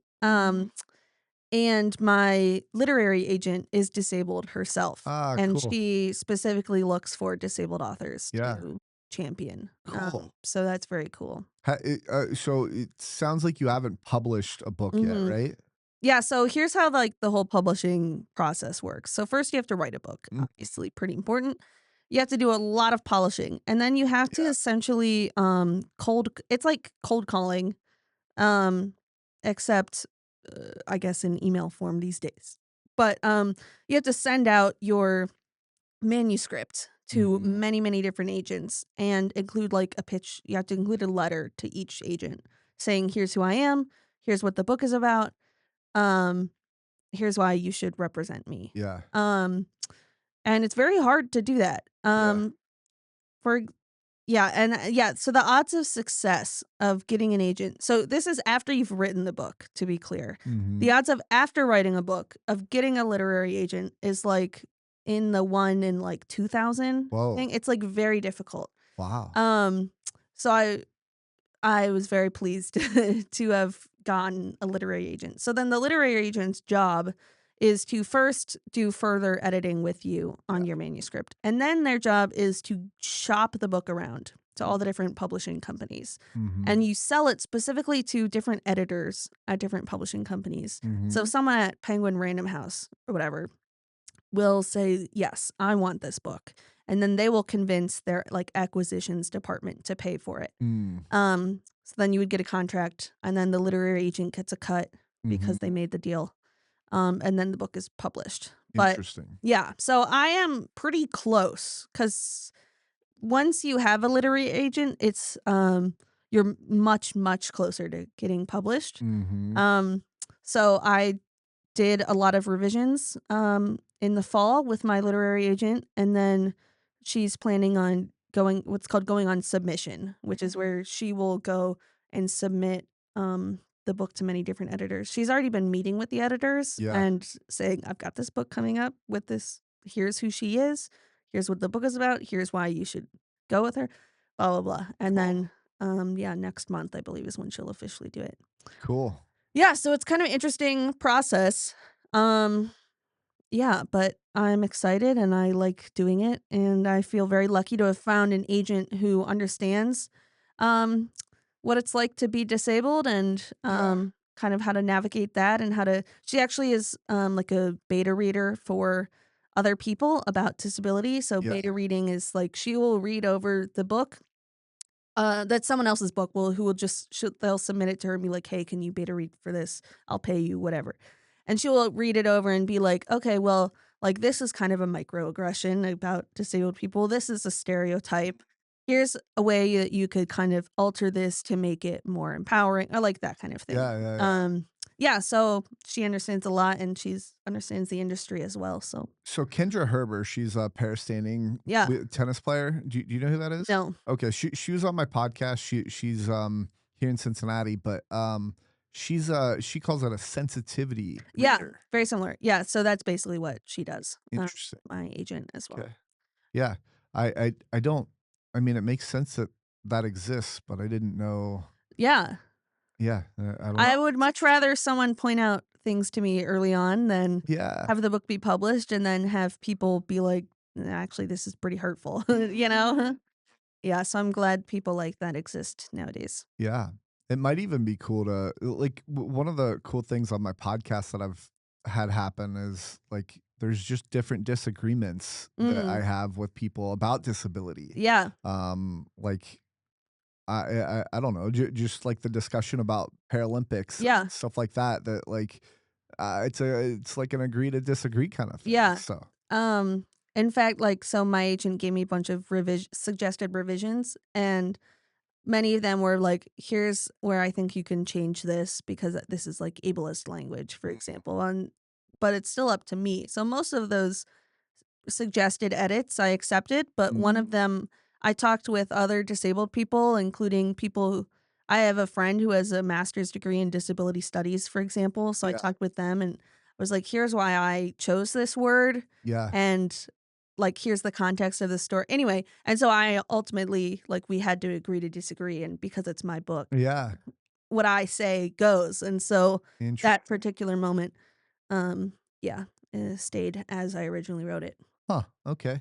Um, I'm gonna we're gonna move on to the disability like segment, and I know we've talked about disability the entire podcast, Yep. but I like to get into like more nuanced, kind of interesting discussions. Um, and one of the I know we kind of talked about this a little bit beforehand, but one of the questions that I just wanna ask you off the top of my head, and this is more of a hot take for me, Mm, because we're talking about words and how disabled people are represented in yeah. books and stuff Mhm. like that. My hot take is the politically correct terminology for disabled person is individual with a Oh, disability. yeah, I don't like that. That's my hot take. Is that your hot take? That is my hot Yeah, take. I absolutely hate it. And you know what's funny is it sounds like you agree.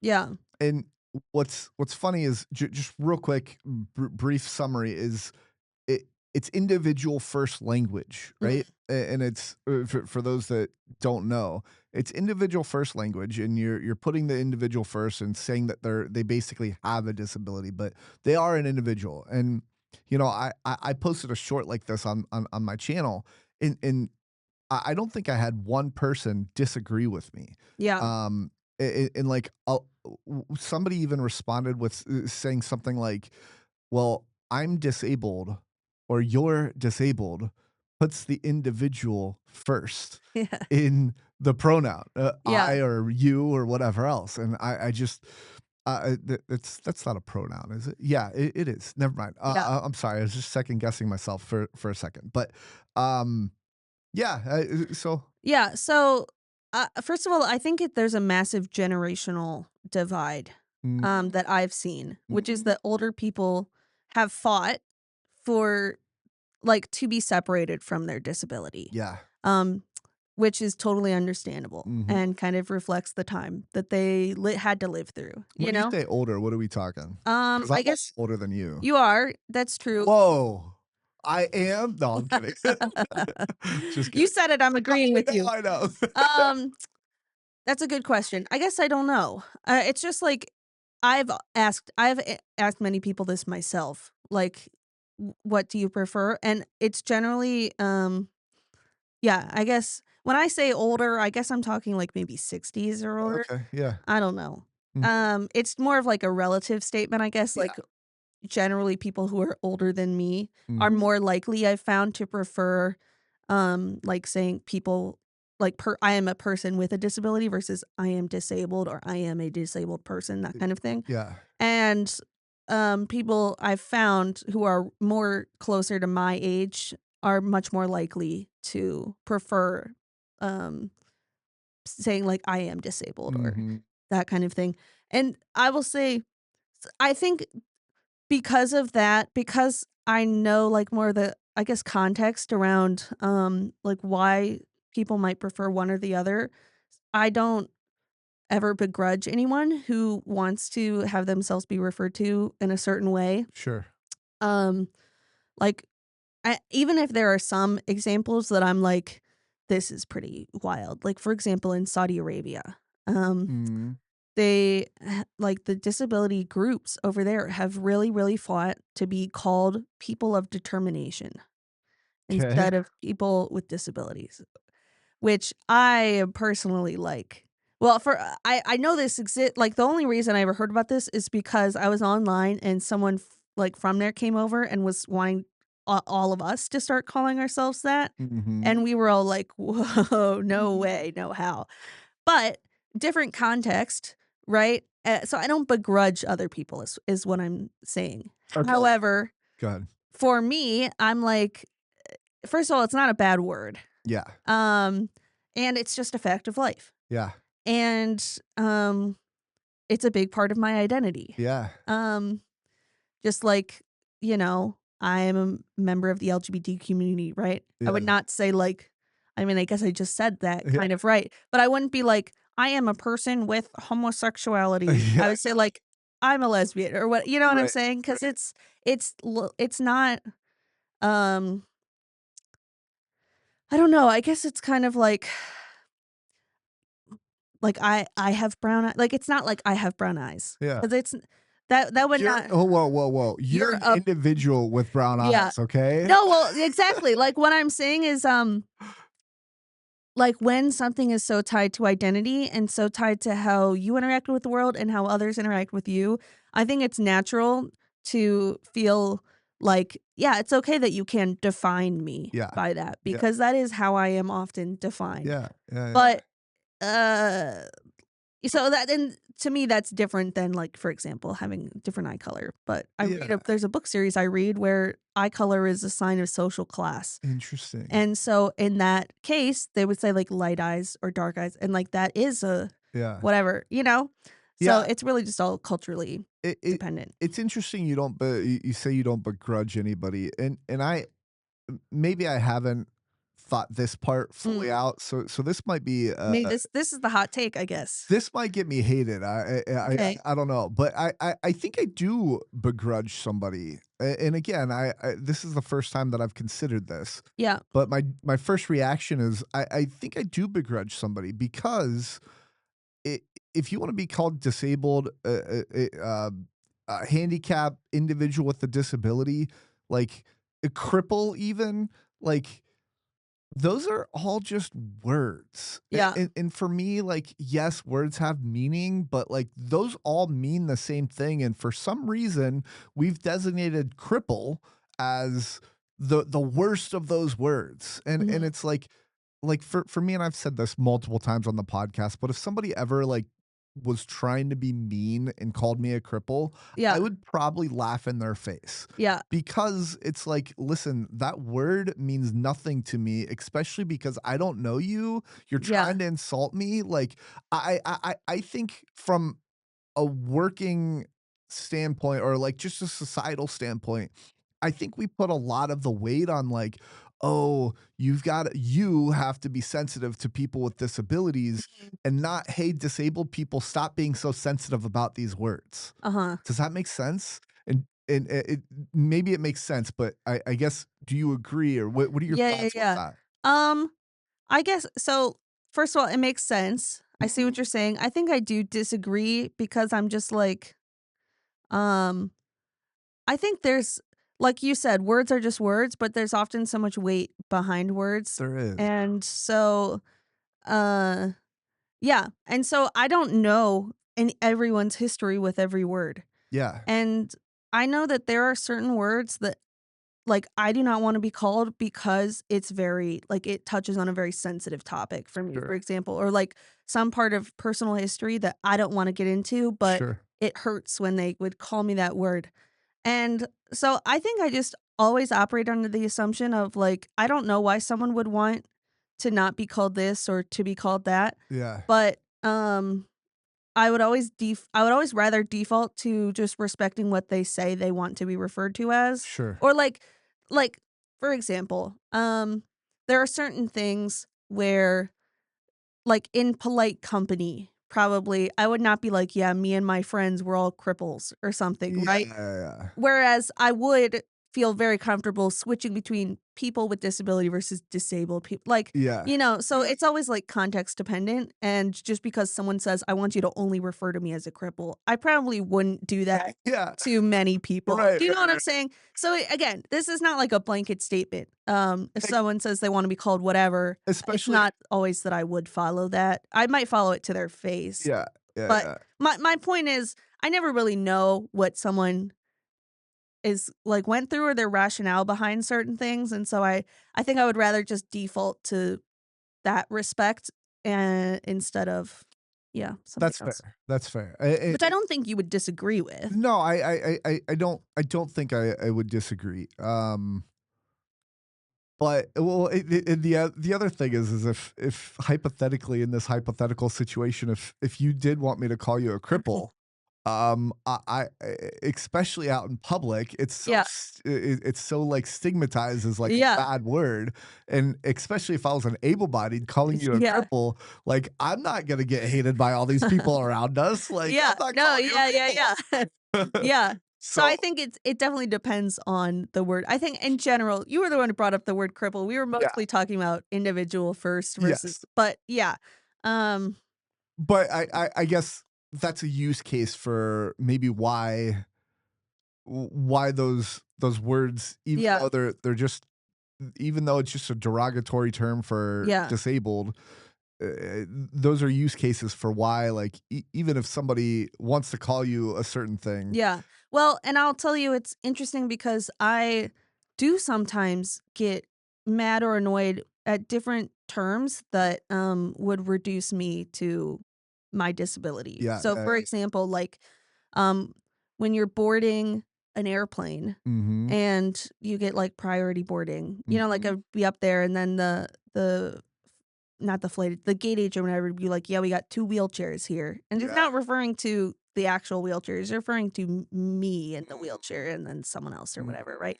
And that's where I'm like, "Okay, well, there's a person in the wheelchair." Not that I want to be like, "There's 2 people in wheelchairs here." I don't know what I want them to say, but I would not want to be reduced to that.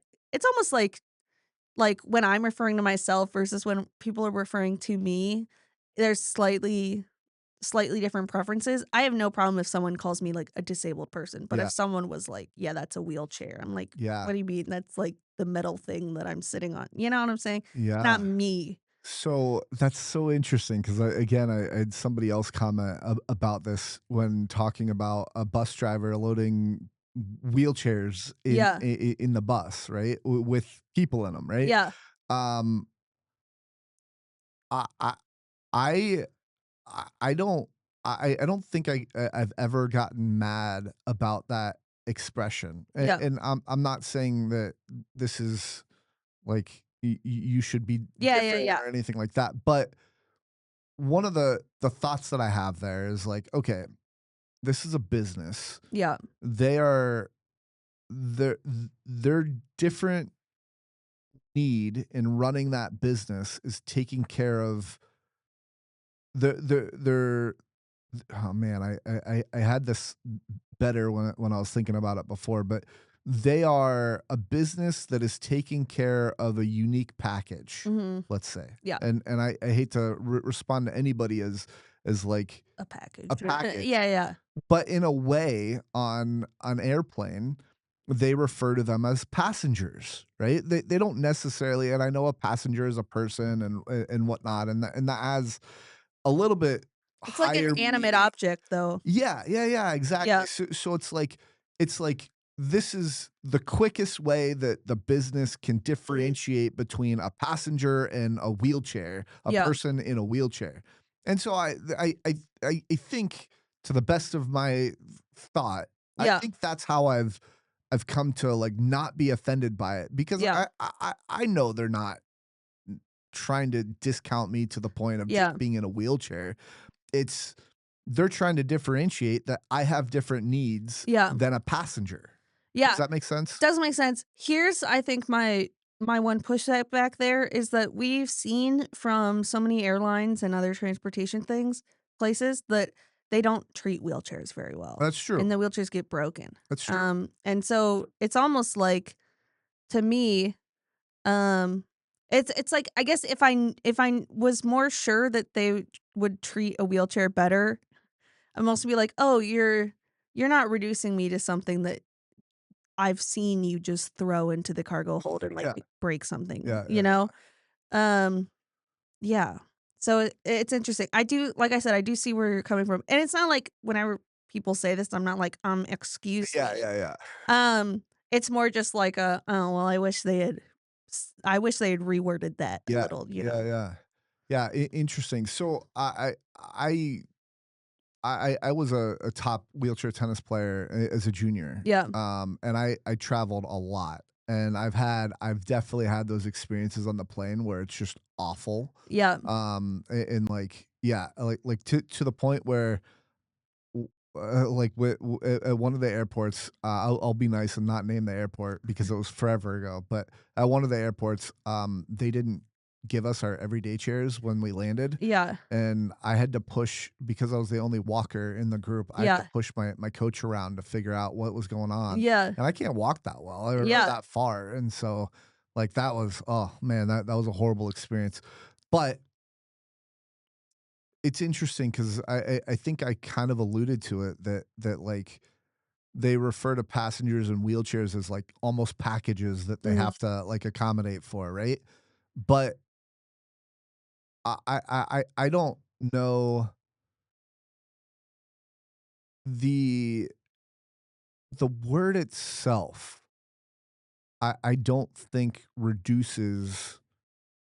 It's the meaning behind the word, I mean, if isn't that that makes for any sense. everything? Yeah, yeah, yeah. It is, but so I guess going back to like Like, individual. intent, is that what you're talking about? Yeah, I think it's I think it's intent, and if you just view a wheelchair as another bag, Yeah. then it's probably gonna get broken. You're not gonna treat it Yeah. uniquely, right? And so I think this is one of the reasons why maybe I'm like so vehemently opposed to individual with a disability Yeah. is because we change our vocabulary because that's now bad, Yeah. right? That word's now bad, but it I do believe, like, there's evolution in language, and Yeah. language changes and gets better over time or maybe worse over time, I don't know. Bet and no, I'm just kidding, but for all the kids out there. But, no, but I think what happens is those stereotypes that were tied to that word get followed by those new words because the stereotypes don't get squashed, Mhm. you know? And so changing the word to individual with the disability to acknowledge Yeah. somebody's individuality is a good cause, but I don't think that's doing anything to Yeah. help out with the stereotype of an individual with a disability. Mhm. Does that make sense? Yeah. So, I I guess guess this is where I get caught up in the words, and I'm not. I didn't like English growing up, yeah. right? English class, and you're a writer, Yeah. and so you I think you a huge difference is I think you value words maybe Yeah, a that's little true. bit more. You put a Yeah. little bit more weight into words than I do, and I'm just like, it's just a word. Yeah. But anyway, what were you gonna say? No, well, now I can't remember what I was gonna Well, say. What were we so talking about? I was talking about the evolution of words and Yeah. the stereotype chasing that Yeah. word, right? Oh, I guess so your point, which is, like, a good one, and I agree with it, which is it's not really doing a lot to change the stereotype necessarily that's behind it. Mhm. Just because you change the term doesn't mean that the ill will or the malintent behind it goes away. Yeah. I guess my question is, um do you think changing it, hurts? Um, Do you think, um I guess, for me, if you're saying it doesn't change anything, my question then is, like, well, do you think it m makes more harm, I guess? My response to that, to my own question would be, there would be harm if we were saying, or if there was someone out there who's saying, like, "Well, the job's done now, guys. We finished ableism mm, because we changed this term." But, yeah. hopefully people aren't thinking like that. So I guess I don't know, do you have any thoughts on that? On, Yes. yeah. So that's a great question, by the way. I love that question. Just off the top of my head, the harm that I think it could cause is one, uh, it must have been an able-bodied person who invented the individual with the disability word because I've not run across, and when I posted this clip on like Yeah, socials, I've not run across one person that's like, oh yes, this is absolutely a thing that we need to change it to. yeah, And so in my view, it seems like someone is trying to be overly sensitive to the disabled community and trying to put kid gloves on and saying, mhm, oh, these words are now bad. And so now we got to treat this more delicately. yeah, And then, and then as these all as all these words change, then somebody on the street calls me a disabled person or a handicapped person, and now they're criticized for calling me that. mhm. And it's like, oh my Like, god. we got bigger problems. Yeah, Yeah, yeah, yeah. exactly, and so, like, yeah, people get up in arms for, like, not using politically correct words and stuff like that, and it's like, "Guys, like, why are we arguing about words when we have so many actionable Yeah, items that need to be that need to happen in the world?" And just the counter argument that I'm sure somebody's probably thinking about is, well, we can work on multiple things at one yeah, time. And I agree with that, but this just doesn't seem like, to me, like something that should bear much, if not any thought. mhm, Uh, because again, they're just words. yeah, Like, and people get butthurt about certain words, and I just, again, if somebody called me a cripple, I don't know that person well enough yeah, that I should be taking any offense to that. yeah, And so I yeah, and I think that's where for me it just goes back to, like, well, I don't care that much, but someone else might, yeah, and so and I respect their right to, I I guess, be offended. I agree with you, but how much, again, like, kind of on me, being called a cripple, how much is that on me that I can choose the way I I act or I respond to that person calling me a cripple? I So don't understand, sorry. so so we often in society put the onus on the individual saying the name Mm, instead of the person being offended I see. Yeah, by the name being called. And again, like, maybe I'm just being too insensitive by saying I'm not gonna get offended by if you call me a cripple. mhm, Maybe I have thicker skin. I don't know what it is, but it's that kind of thing that I don't think we put enough focus on.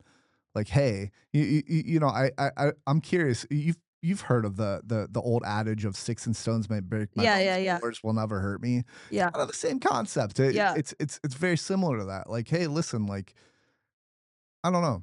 I think, for me, maybe I have a bit of a different, um, like, approach to this because, a lot of the so obviously I have a lot of medical problems, but a lot of the trauma that I've faced in the medical world is not from, like, specific injuries or whatever, but it's how I've been treated, Mhm. by the medical system and different words that people have said to me and how that then affected my care. Yeah.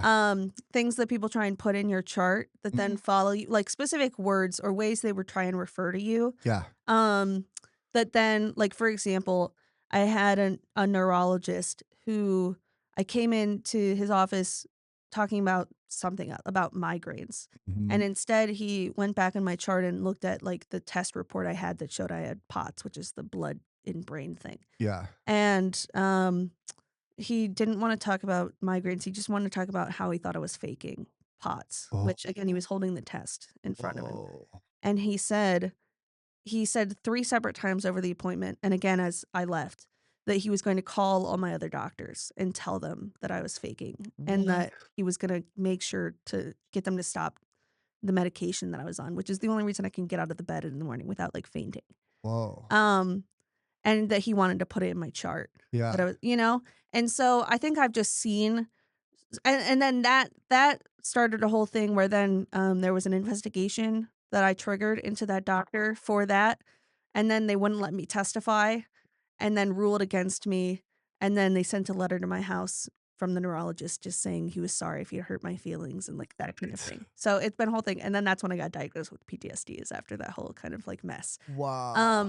Anyway, my point is, I think in terms of, like, medical things and disability related topics, I think words have just kind of hurt me, and I know that they shouldn't hurt me as much, and I've actually gotten a lot better at this in terms of, like, I used to be really, really a lot more sensitive to people online saying I was faking Mm, or that I shouldn't be in, like, adaptive sports and that kind of mhm. thing, and now it's become kind of funny to me, and I'm like, "Okay, well, like, do you want me to go play normal basketball in my wheelchair? Like, what do you want me to do, buddy? This is Yeah, just the reality." yeah. But for a long time, it was really hard, and it still is for me hard for me to, like, have people, like, say those things to me.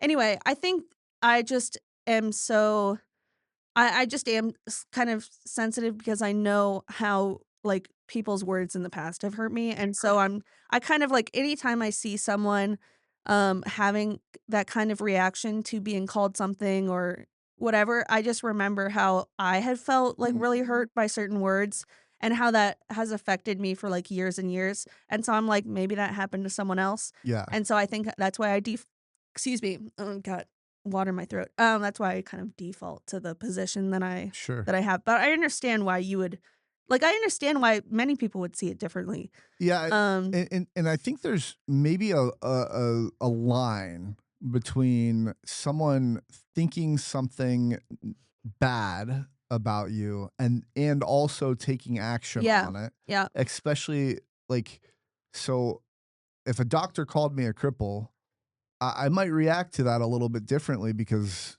that doctor's supposed to be, like, on my exactly. side, Yeah, yeah, no, right? you're right. Like, I that doctor controls things that if could have, like, real consequences Yeah, if for my you. best friend called me a cripple, like, I'm sure my friend would probably do it in a joking way, but, like, if one of my able-bodied friends called me a cripple, like, Yeah, derogatorily, I might look at that and take a little bit more of a step yeah, back, yeah, right? yeah, yeah, It but and so I do think there's a fine line with what I'm referring to of, yeah, like, a stranger calling me a I cripple see. and me Yeah, being yeah, a bit yeah. sensitive to that versus, like, you're a doctor calling this Yeah, person a you have a liar. duty of care. Yeah, Yeah, you have a duty of care, and you're not doing this properly, and you're taking action on yeah, it. And so it's almost less about the word itself as it is the action that was yeah, taken as a result of that. yeah. Does that make sense? Yeah, no, and I think you're right, like,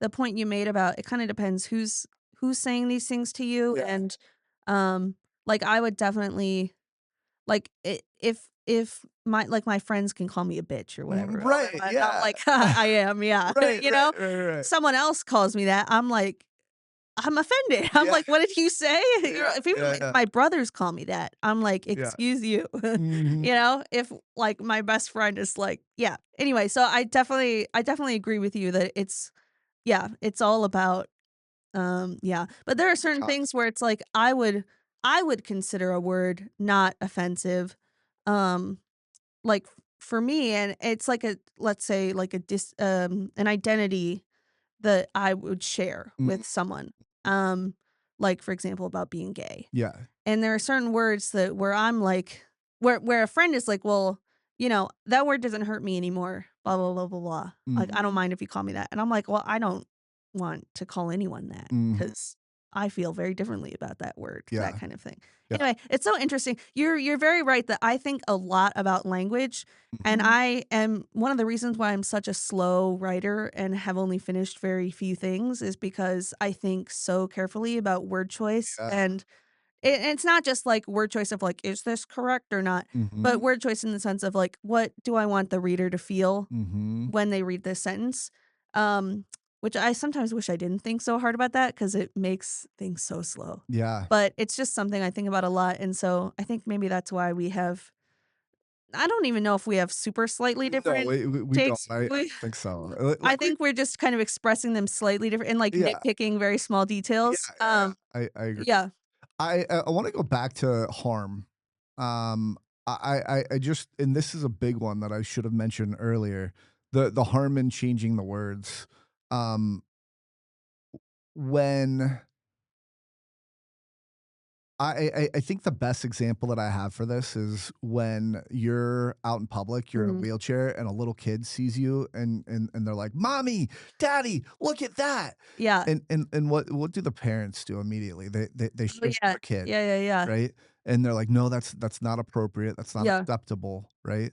And so I have a theory that as you get older, you you don't you're told not to do that. Mhm. You're and so that almost trains you to you don't know how to interact with disabled people, Yeah. and you got scolded early on. And again, I'm not a psychologist, so I don't Yeah. know if this is a true thing or not, but as you are told that you shouldn't interact like this, Yeah. and you're kinda scolded by it, you're like, "Oh, well, I don't even wanna interact with that Yeah. person."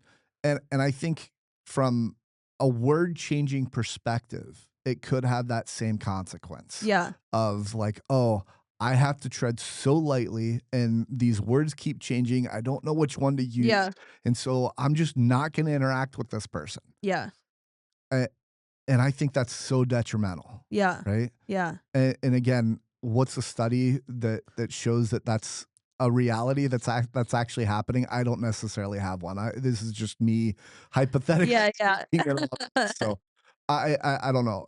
What are your thoughts with that? Yeah, I think, first of all, it's always interesting, like, with kids versus adults. Yeah. I found adults are, by and large, so much weirder about Yeah. disability. Like, I will to be clear, like, not people I know or even like, I've come across so many people who are so chill and not but, every negative interaction I've had has been with an adult versus Uh, a child, Interesting. and it's often in the same at the same time. Yeah. Like, I was going through the grocery store the other day, and, I go really fast because it's fun. I'm like, "Where else am I gonna find a giant long stretch of smooth, flat ground? I am going to go fast Yeah. and mow down anyone who happens to get in my way." Yeah.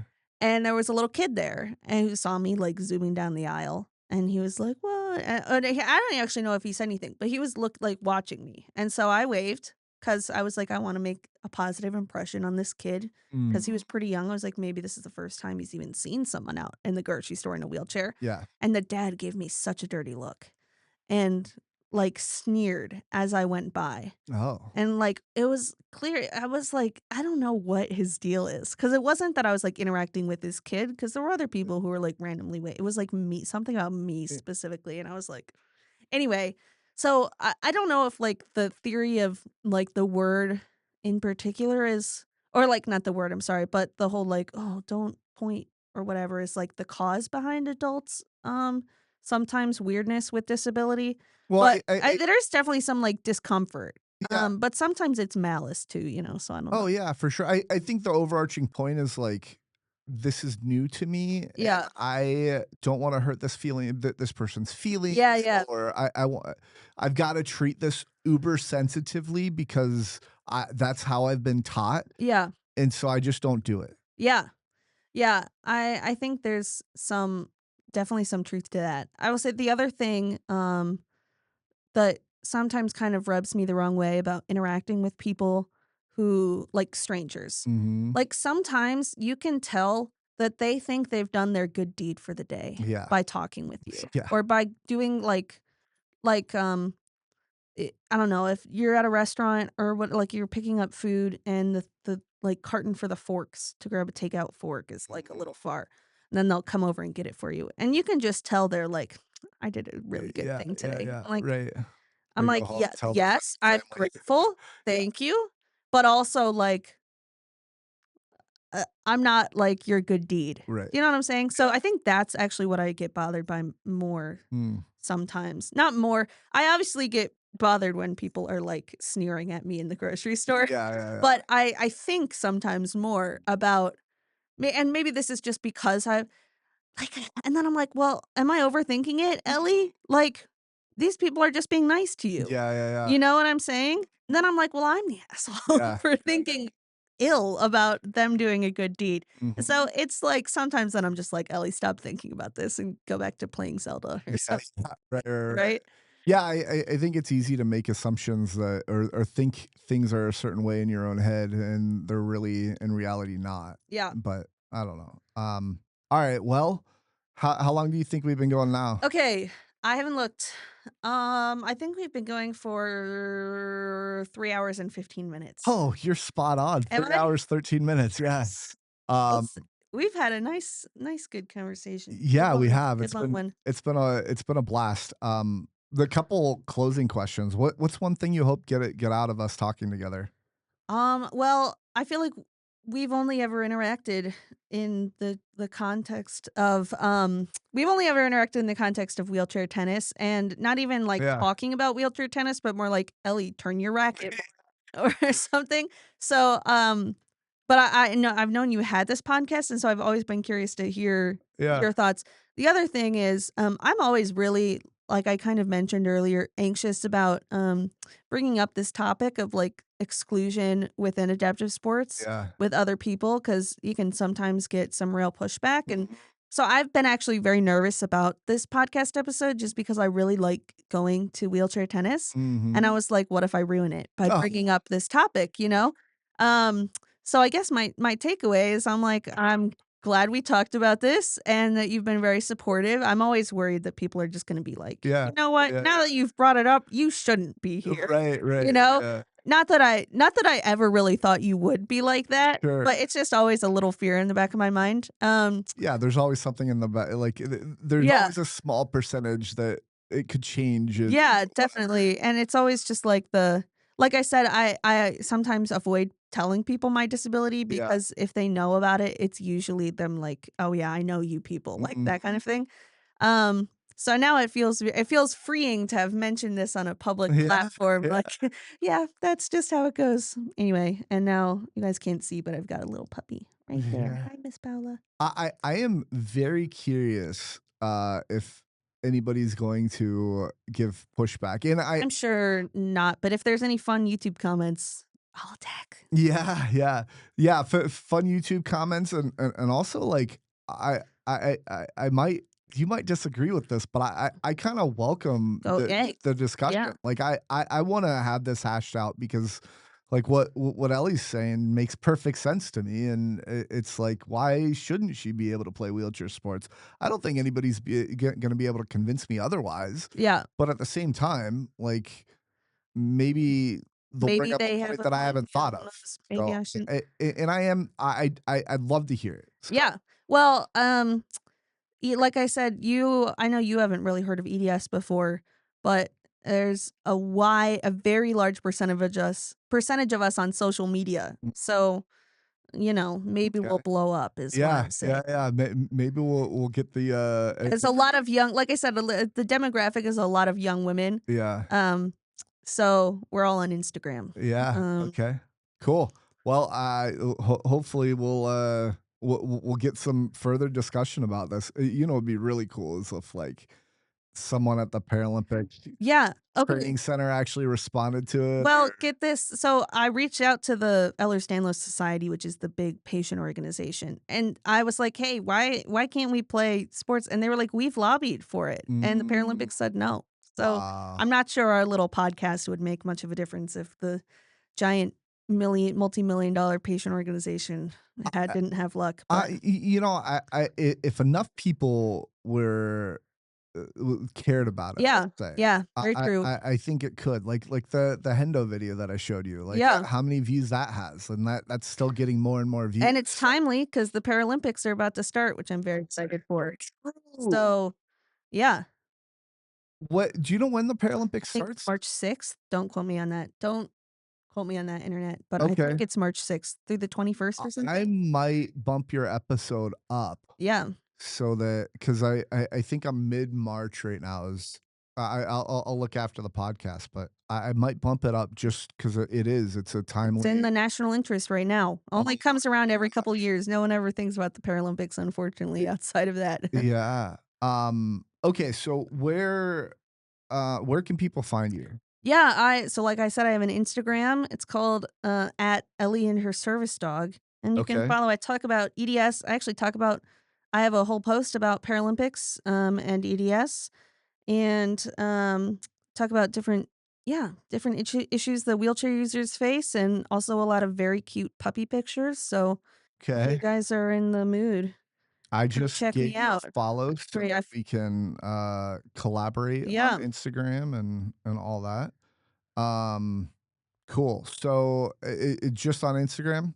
Yeah, the other ones are all more like my family following me on Facebook, which Yeah, sure. nothing really interesting gets posted there, El guys, I El promise. Ellie does not wanna be your friends, guys. No, I'm kidding. Okay, You and my great aunt will follow me on yeah, Facebook, that's about it. yeah, look for Ellie's new book. No, Hopefully, yeah. one day. Yeah, yeah, exactly. But yeah, cool. It's always fun not knowing necessarily the person super well that I'm sitting down with and talking to, and we discovered a bunch of cool things that I Yeah, think we're both passionate yeah, about. Baldur's Gate, Yeah, Zelda, yeah, also wheelchairs and whatever, but yeah, yeah. mostly the first 2 things. Disability, like Yeah, meh. Nobody cares about pretty disability, much. right? But yeah, it's been a really fun conversation. 3 hours, 20 minutes, among the longest of my podcasts. So, Nice. I'm uh, a yapper. yeah, yeah. But no, it was fun. We might have to plan a part two several months down the road. So, Yeah, love it. um, all right. Anything else that you want to mention before we? No, just wanna say, thanks for having me on, and thanks to anyone who listened to the end of this. Yeah. Good on ya. Yeah, if you made it all the way to the end, leave a comment because, yeah, Say comment, Paola's name, Paola, service dog. That's Paola. yeah, it's Italian. I didn't name her, but she's my pretty little princess. Anyway, that's how we'll know. Yeah. Well, everybody, thank you so much for joining the Rolling Forward podcast. Comments, likes, subscribing, that all helps. I'm trying to get monetized. So if you did like this, it would do a huge service to me if you did follow it. Commenting always helps spread the video around and seen by more people. And then I do have a shirt. It's my podcast brand, Rolling Forward Podcast. It's a superhero in a wheelchair. This is a Zach original, of course. And if you want to get this, you can go on to rollingforward.printful.me and pick yourself up one of these shirts. So, if I am curious, like I know Ellie and I went back on a lot of different things too, and I'm curious what your opinions on any of this are. So just leave a comment. So until next time, everybody, keep rolling forward.